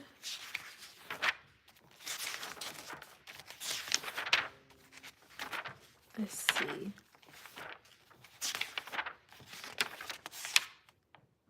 Okay, here we go.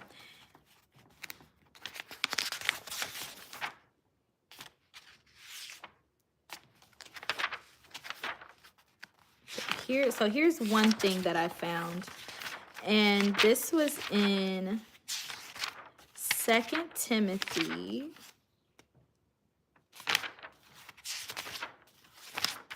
Sorry.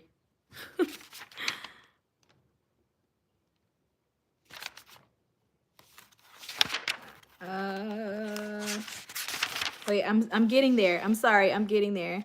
Hey, Stewart! Yes, I decided to go live today.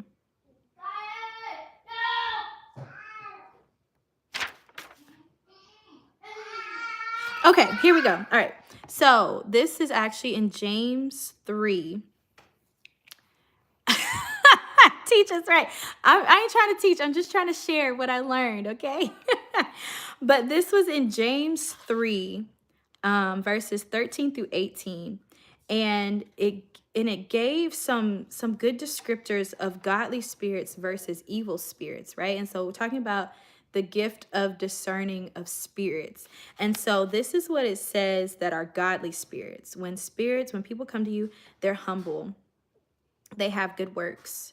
They're pure, peace-loving, gentle, willing to yield, full of mercy, shows no favoritism. They're sincere. They're wise. That's how you can discern, partly how you can discern if that's a godly spirit at work. But if it's an evil spirit, they're bitterly jealous. They have selfish ambition. They're boastful. They're liars. And also, 2 Timothy chapter 3, verses 2 through 5, some more evil, ungodly spirits. They're lover of themselves and money, boastful and proud. They scoff at God, disobedient, ungrateful, consider nothing sacred. They're unloving, unforgiving. They slander, out of control. They're cruel. They hate what is good. They betray their friends or treacherous. They're reckless or rash. They love pleasure rather than God, so they're conceited. They act religious but reject the power. They are narcissists. And so one of the ways that the Lord is teaching me how to discern whatever spirits are at work when people are talking to me or when they are sharing correction or whatever, I look at and I listen to what they're saying to me, and I also look at their behavior. And that helps me to discern, is this a godly spirit that I'm talking to or that's talking to me, or is this an evil spirit at work? Right? So that's one of the ways that I have learned how to discern spirits that at work. And it's just, and and I remember asking, the Lord, like, Lord, help me, teach me, just how to navigate this gift. And he was like, my word, read the word will tell you. It's so true. The word will tell you and teach you. So yeah, I don't even know how I got there. Don't know how I got there. Me. Oh, excuse you? Good manners. Dude. Me. Good job. Good manners. Why are you saying excuse me? Me. Okay, well, thank you. I appreciate you using good manners. Thank you. Yeah, you're welcome. See, we trying, Saints. We trying to teach good manners here. Trying to teach good manners. He don't always use them, but we trying. So, yeah. I do not know how we got there, but grateful to share that.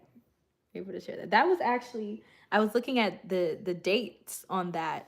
That was actually last January, so a year ago is when I had done that study, and that's just what I've been. Oh man, okay, this is like my 5th closing, but here I am yapping still. But I want to share too. Discerning of spirits isn't just discerning other people. Right. No, girl, he just want to get on this computer and touch stuff. Girl, he don't need nothing. He don't want me. But discerning of spirits, good man. A God. Hey, hello. We raising God. Hello, manners of children. But discerning of spirits isn't just for discerning other people. Sometimes you need to discern your own spirit. Hello. You need to discern your own spirit, because some people will be like, "Ooh, I just feel something. I don't know. It's this, it's that. I just don't." And realistically, that ain't God. That's you in your own flesh trying to put it on God. But that's not God. Hello. And yourself. He will. Absolutely check yourself. And okay, transparency, right? Safe space with Soraya. I found myself there just recently. Where my discernment, and I do not question that the Lord caused me to discern things, but my flesh was also wrapped up in there too. Like it was definitely spiritual discernment, and I discerned things correctly. But within there, I had also mixed in some of my own personal insecurity. And the Holy Spirit, had to check me on that. And I had to go back and apologize to the people that I had shared my discernment with, or shared the things that I had discerned. And I had to apologize to them. And I had to tell them, like, hey, number one, I'm not doubting my discernment from the Lord, but I want to apologize for putting my flesh in there too, because that was not right. That was not right. And I'm so grateful that the Holy Spirit checked me on that. What are you doing? Stop, please. I'm so grateful that the Holy Spirit checked me on that.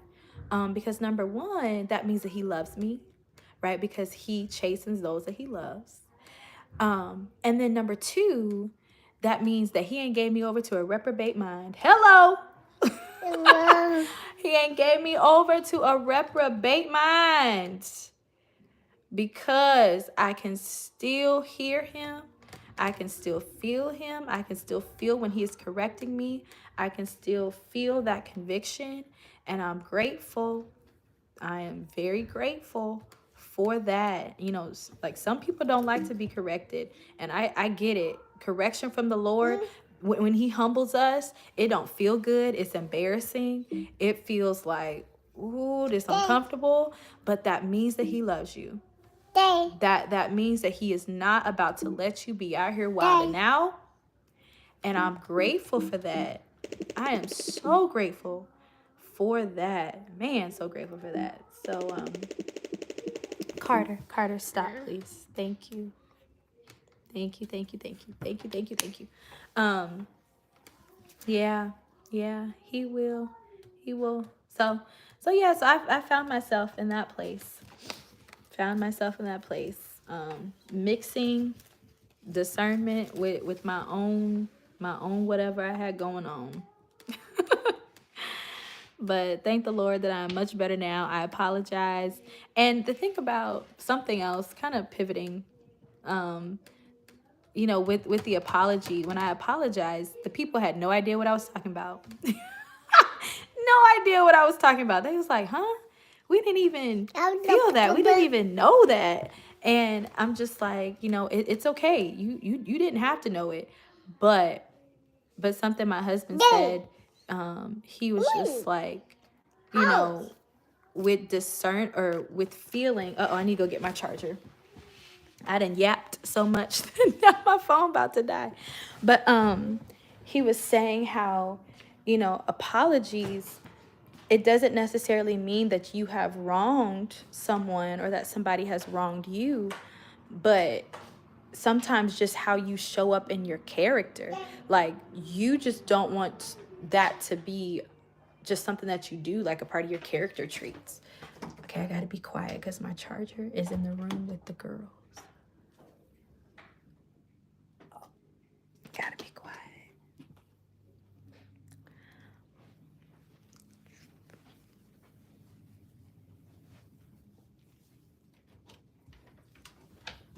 No, out. Let's go.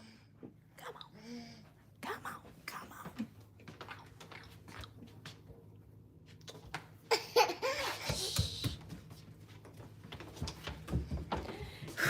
Okay. I went in there and one of the twins started moving. I was like, oh, no, Lord, don't wake him up, Jesus. Let him sleep. Oh, gosh. But anyways, yeah, but, you know, apologies, sometimes you just don't want that to be a part of your character trait. You just don't want that to be a part of, you know, your behavior. And you just, you know, you need to apologize. And it's really for you. And that definitely was like that was for me. Apologizing was for me. And I felt, you know, I felt good about it. I'm grateful that the Lord, you know, led me to do it. And I'm grateful for an obedient heart. Because obedience is worship. So even in that, even though there was not a mic in my hand, even though it was a private conversation between me and whoever, that was worship. Because worship is obedience. Worship is not just a song. Worship doesn't have to, you know, do with music. Music and singing is an expression of worship, but how you live your everyday life, your everyday actions, your everyday decisions, being obedient to the Lord is worship. And when we sing and when we use music, that's just an expression of it. But your everyday life, that is worship. So that was my worship yesterday, giving an apology. Giving an apology was worship. And you know what? The Lord has had me on an apology tour. He has had me on an apology tour over the past year or so. No, over the past like 2 years. He has had me on an apology tour. And the Lord had showed me the people that I needed to apologize to. And so like slowly, the clock. Yeah. Slowly, the people that I needed to apologize to, I was having, like the Lord would like release me to do it he would just orchestrate things, or just give me the boldness and the confidence to do that. And I did, and I'm grateful. I'm grateful because I've just been checking them off the list. And I think my list is done. I think my list is done. I think it's done. So I'm like, all right, Lord, like let's move on to, whatever level is next, whatever those actions um of obedience, was unlocking, whatever those sacrifices of obedience was supposed to unlock. Lord, let it be unlocked, because I did it. I did what I was supposed to do. So anyways, like I said, y'all, I was supposed to go pump like an hour ago. Right, pump. I am overdue for a pump. I need to go pump so these girls have something to eat. So yeah, look, this is what, my 7th closing. I don't know, but I had so much fun yes, baby. What is it? Okay, okay. Be careful. Don't fall, okay? Okay, be careful. I had so much fun on the live. I had so much fun talking and interacting with everybody. Thank you so much for talking and engaging and liking. And y'all are the best. People, when they say, how to grow on social media, they're like, oh, you got to find your community. You got to find your community. And I really never, I was like, what does that mean? But that's y'all. That is y'all. Y'all are my community. The people that like, that share, that comment, that engage, that watch, that, I mean, just, whatever you do, like that is my community, the people who show up every single time. And so I love y'all for it. I love y'all for it. Sometimes I wonder, I'm like, Lord, am I doing the right thing? I got, lifestyle vlogs, but then I have the worship podcast that I also do through, the same channel. And I'm like, Jesus, is this okay? Is this right? And he hasn't led me to do anything different. So I'm like, yeah, just keep doing it. And so yeah, I'm grateful. I'm grateful. I really, really am that he's, just trusted me in the spaces that he's trusted me in. And that he's just allowed me to impact and touch the people that I have. I don't take that lightly. Like that is so humbling that people like actually want to hear what I got to say, They want to watch. They want to talk to me. Like that's cool. That's really cool. So yeah. Yeah, I done got hungry too. I done talked myself into hunger. My God. Jesus help us. Okay.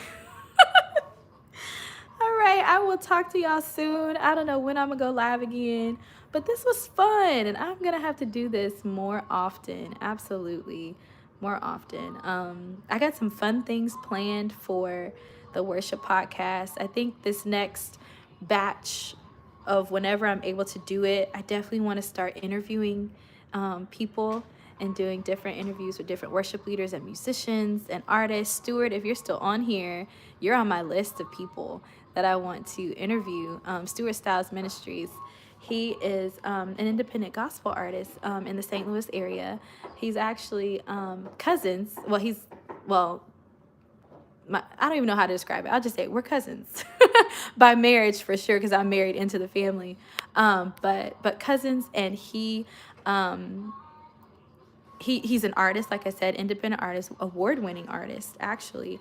I do background vocals for his his recordings and stuff, and I joke and laugh with him all the time because whenever he travels, the performance tracks that he uses has my voice on it. And so I laugh all the time. I'm just like, yeah, so where we going next? Or we had a great year.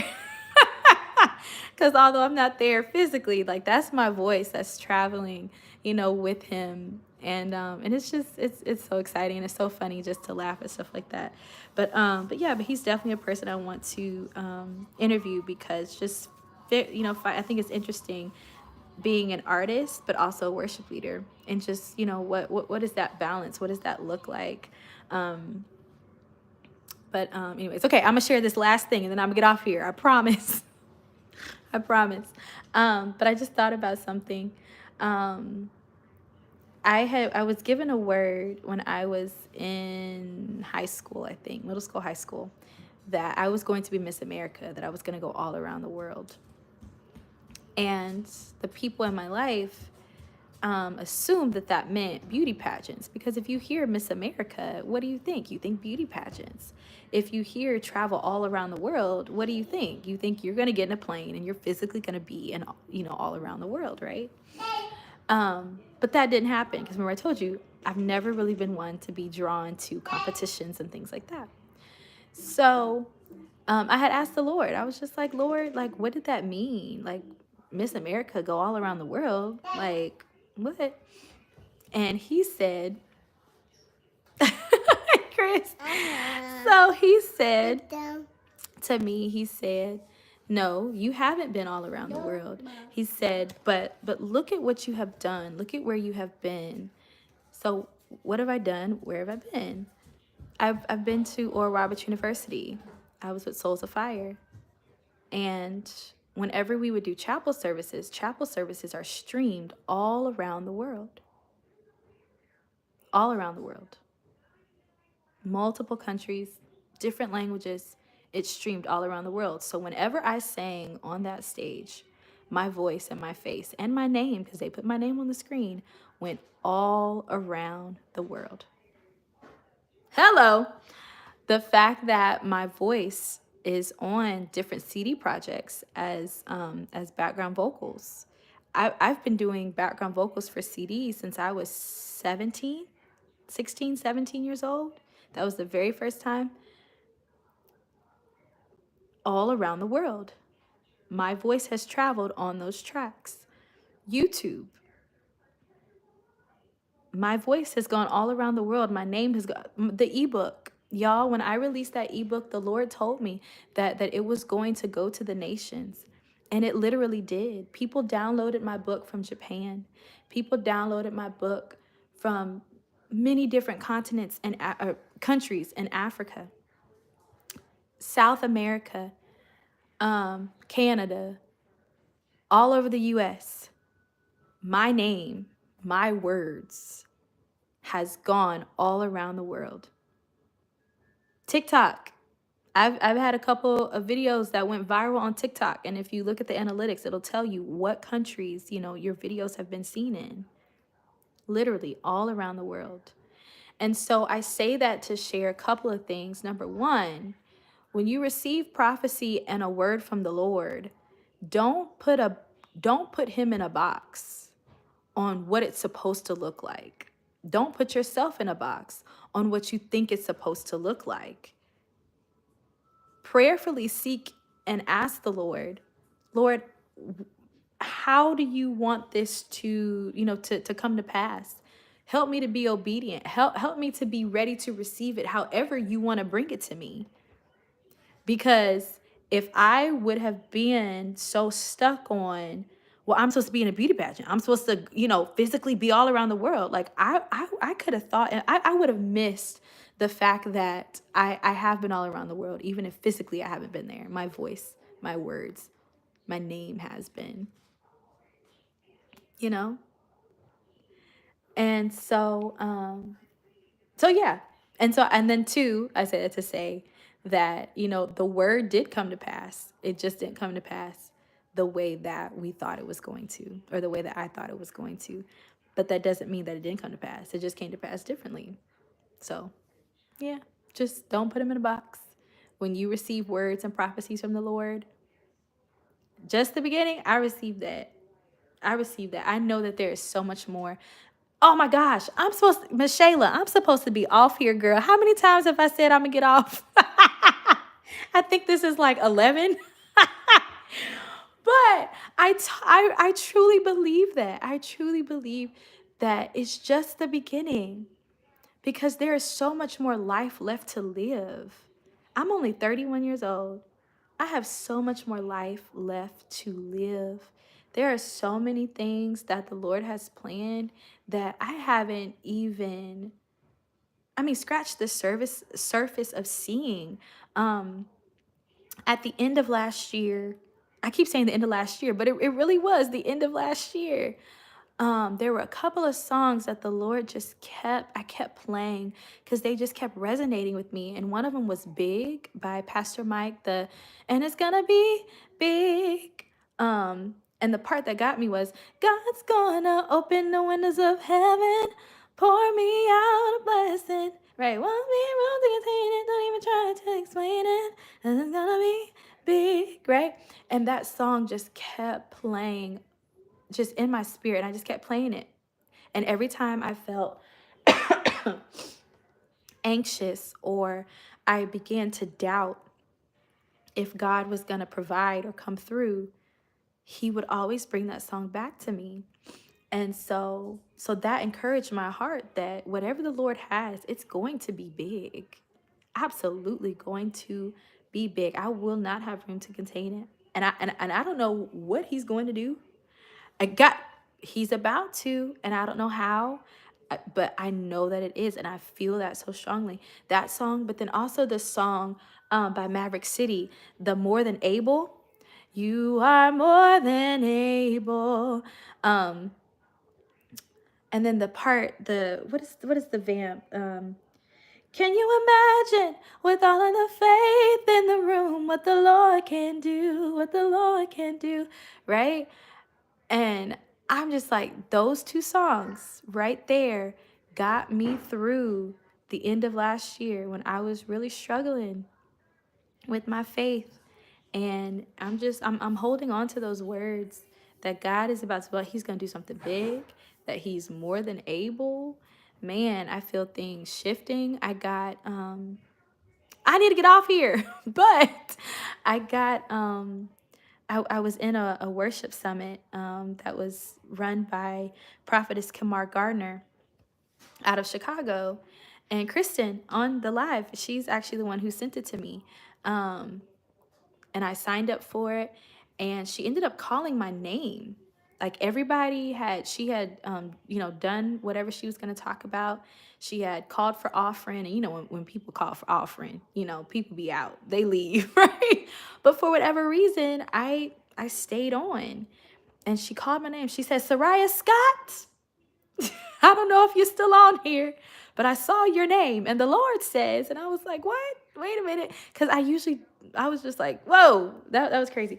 But anyways, she said that, the Lord was bringing me into a place of safety. She said, he's bringing you into a safe place. He's bringing you into a safe space. And when she said safe space, I said, oh yeah, she talking to me, because I knew for sure, because safe space with Soraya, right? So I knew for sure that was the Lord. But she had said, that the Lord was bringing me into a safe place, a safe space, financially, mentally, physically, just everything connected to me was going to be safe. And so it just, all that's just connected. All that is connected. God's blowing my mind. He's doing something big. He's more than able. Faith, faith that the Lord can do it, that he's going to do amazing things. And then he's bringing me into safety. And man, I'm just like, okay, Lord, I'm looking for it. I'm looking for a miracle, right? I am looking for it. I ain't seen it yet. I've seen little things here and there, so I know it's coming. I know I know it's nearby. Whoa! Thank you, Lord. I know it's nearby because little things have been happening lately. Like, oh, I need to get off here. But let me share this testimony. A couple Sundays ago, I was looking up honey baked ham, and I don't know if y'all have honey baked ham where y'all live, but honey baked ham, and the hams are so good. Like, oh, they're amazing. And I was like, Lord, I really want a honey baked ham, but I'm looking at the prices, and I was just like, oh, we can't afford this, Lord. We can't afford this. But then I found that they had some slices that you could buy. You could buy by the slice. And I said, okay, well, having some slices is better than having nothing at all, right? So yes.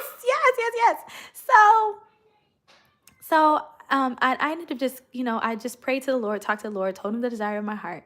And then I closed, closed my phone, and I had forgot about it. This was a Sunday.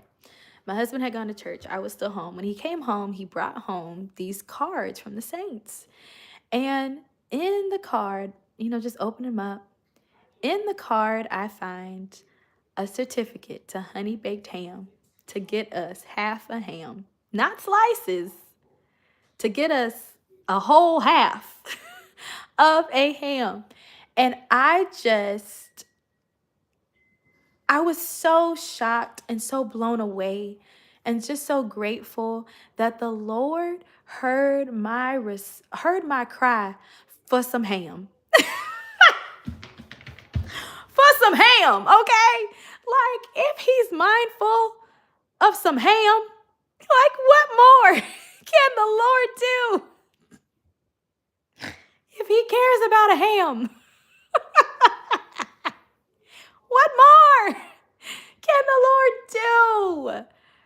Oh gosh. And when I went to church this past week, the people that gave it to me, I went up to them and I told them that testimony, and we just began just rejoicing and praising the Lord together over that ham. And when I tell you that ham was good, baby, and when I tell you we were able to eat off that ham for about 3 days, okay? We had dinner, we had sandwiches with that ham. We ate it for breakfast. That ham, baby, was good. And when I tell you it lasted and it sustained us for some days. Oh, man. But it's little things like that the Lord has been doing that has just, oh man, it has just made me remember. And if you've been on here for a while, then I was talking about feeling unloved and unwanted and just forgotten about all last year. And it's things like that remind me that's not true, that's lies from the enemy, that I'm not loved, that I'm not wanted, that I'm not seen. Because even if nobody else like on earth sees me or whatever, like the Lord does. And I heard Prophetess Kamar Garner say that as long as the Lord knows your name, that's enough. As long as God knows your name, that is enough. Okay? So the Lord knew my name enough to give me that ham. To provide for that ham. And the thing about it is, the gift certificate, baby, that ham was fully free. I didn't come out of pocket for that ham. I walked in, I said, I would like to use this gift certificate to get a half a ham. They said, sure. They took the certificate, gave me that ham. Did I pull out my card? No, I did not. Did I pull out cash or a coin? I did not. I walked out of that place without spending 1 cent of my own.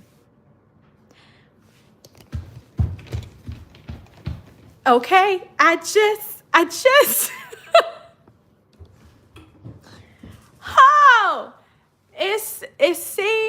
I feel, part of me feels silly for shouting over a ham. Yes, baby. I'm hungry. Okay, you know what? We about to eat. What? You want some leftovers? Panda Express leftovers? Well, they're not right there. They're in the fridge. Oh, I just want to have chicken and noodles. And the noodles? Okay. Mm-hmm. Yeah, mommy's hungry too. I'll get it Mm-hmm. in just a second. Once mommy stops shouting on this live, I'll get it. It sounds like the setup for a season. Right. That's what I'm saying. I just I feel like that's what the rest of this season that we're walking into is going to be. And when I tell you, and it was unexpected too. Like I wasn't expecting to get a card from the Saints, and I wasn't expecting to get a gift certificate for that ham. But the Lord told me, in June at our church's power conference. We have a conference every year in June. And Bishop, I don't know if he's a bishop, maybe he's just pastor.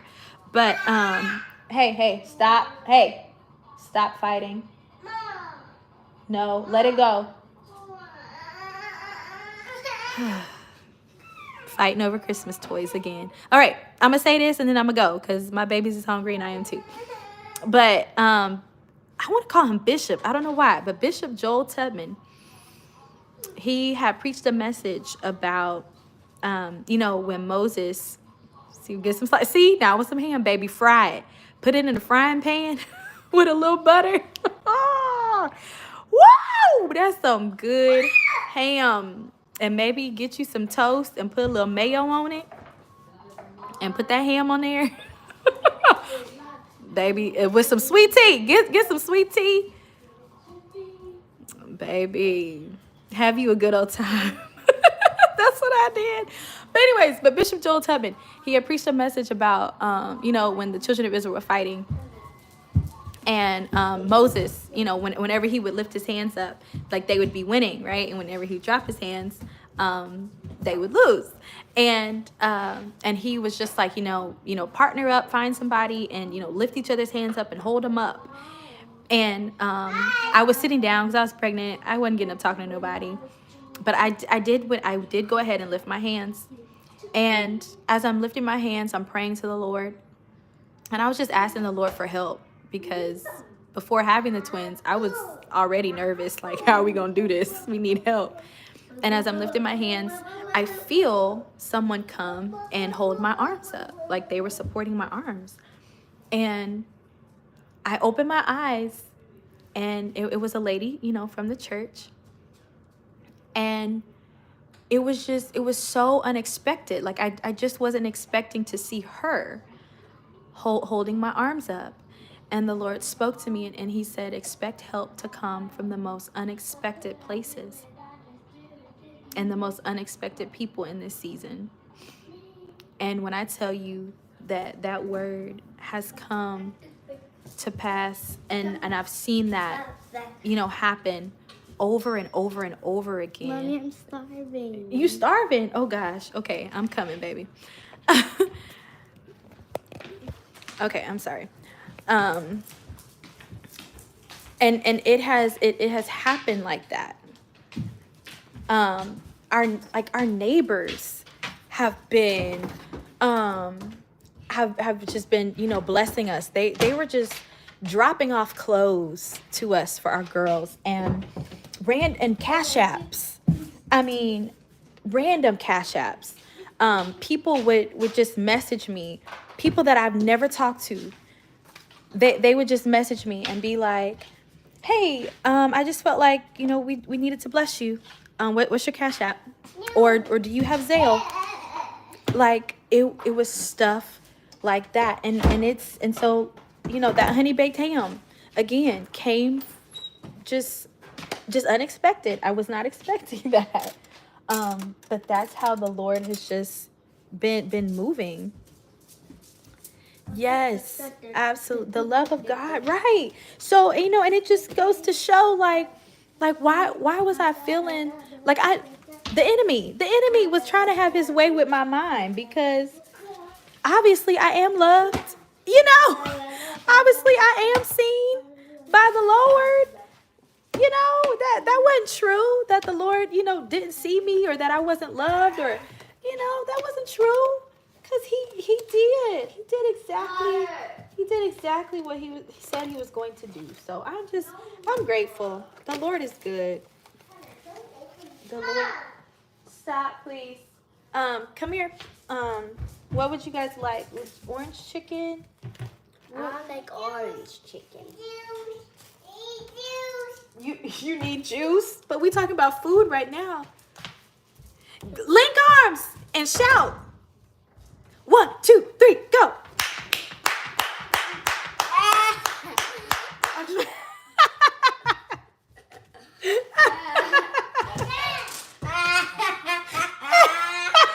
Sorry. I ain't got no sense, okay? I'm hungry. I'm delirious. I got a pump, okay? I got a whole lot going on. But yes, link arms and shout, child. Shout to the Lord, all ye earth. Wait, all ye lands. Whatever. You know what I'm trying to say. Woo, Jesus.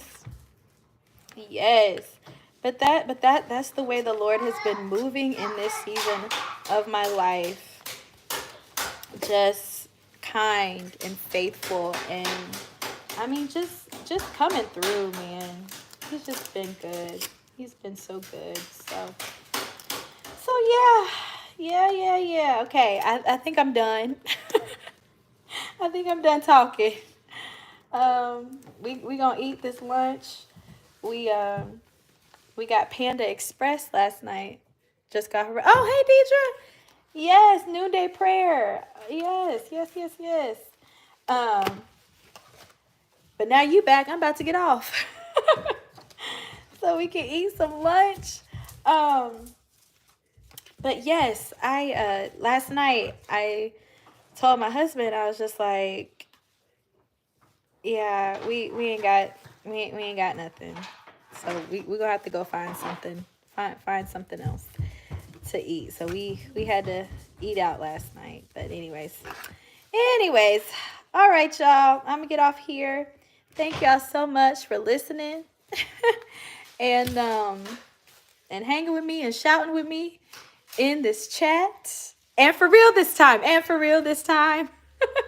Right, because my baby said, "Mommy, I'm starving." Hello, okay. This ain't just regular hunger. This is, "Mommy, I'm starving." Hunger. Carter running right here talking about dose.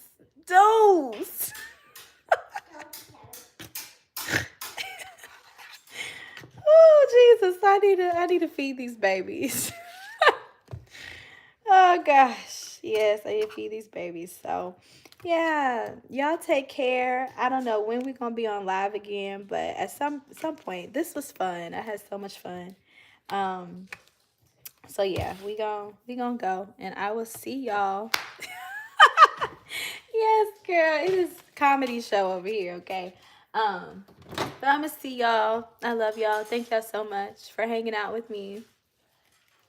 Yes, the joy of the Lord. Absolutely. I'm telling you, like, being on live today was an act of obedience. And man, when I tell you, like, I was supposed to get off here, but here I go again. The joy of the Lord. What I find is that whenever I'm obedient to the Lord, I have so much joy. Yes, baby. Okay, I'm coming. I have so much joy as a result of my obedience. And again, obedience is worship. And what did I say earlier? The space that I find the most peace and joy in is in worship. So it's all connected. It's all connected. Yeah, the Lord is so good. The Lord is so kind. I'm grateful. I'm telling you. I am so grateful to the Lord for just the joy. Yes, full circle. I'm telling you. Absolutely. The Lord is good. The Lord is so good. So I hope y'all have a great rest of your day. It's about 1:41 here right now. Miss Shayla, what time is it where you are? This is mine. Yes, that is yours, baby. You can get a fork. Or if you want to use that fork on the table, you can. Okay. It looks like baby brother done opened up fork. Uh-oh. Okay, let's see. I think I'm doing it right. 2:42. Okay, so you guys are just an hour earlier. Okay, baby. There you go. You're welcome. So you guys are just an hour early. Oh, hour behind. Hour. So we're an hour behind you guys. Yeah. Yep. So, yeah. I hope you guys have a great rest of your day. I'm trying to think. Today is Tuesday. Yeah, we ain't doing. Yeah, no, we ain't doing nothing. Yeah, we not doing nothing today. Like, we don't have anywhere to go. There's still snow on the ground here, and listen. So of course I haven't been. I was supposed to get off here. Anyways, we haven't taken the kids out because they've been sick, then we were sick, and then it was snowing, so we were snowed in. It was a lot, right? So we hadn't taken the kids out. And then when I went to church on Sunday evening, of course the saints, you brought them babies out in the cold. And I'm like, but we've been in the house for the past 3 weeks. I just wanted to be in the service, saints. I just wanted to be here. just be in the service. That's all I wanted to do. But the saints, man. The saints. They just they love you, and that's something else. When I feeling like unloved and unwanted, but then like we go to church, and just the love that we feel when we go to church, the way the saints love on us, and the way that we're able to love on them, it's just like it's such a lie from the enemy that I felt unloved and unwanted. Such a lie from the enemy, because that's just not true. That's just not true. So many places in my life prove otherwise. So yes, baby, noodles. Yeah, just proves otherwise. So okay, for real. I'm gonna get off of here, and I hope I know how to end the live. Do I just press the X button? Is that how you get off here? I don't know. We'll try it. We'll see. I don't know. But again, I love y'all. Thank y'all so much again for hanging out with me today, this afternoon. Clean. Huh? Clean. All clean? Your hands are all clean? Very good. I'm glad your hands are all clean. Yeah, y'all take care. You have a good rest of y'all day. And look, until we meet again. What's that song? I don't even know, but I feel like we need a benediction song to really to really blink. Thank you. I feel like we need a benediction song. So when I was growing up in Baptist, we used to sing the reach out and touch somebody's hand, make this world a better place if you can, like that. And I feel like that's the I feel like that was Diana Ross, but that's what we sang at the end of every service. That was it. Yes. Be with you. There we go. That's what I was trying to sing. Until we meet again. Something like that. Yeah. We need a benedictory. Benedictory? Whatever. Okay. All right. I'm gonna get off here. Bye.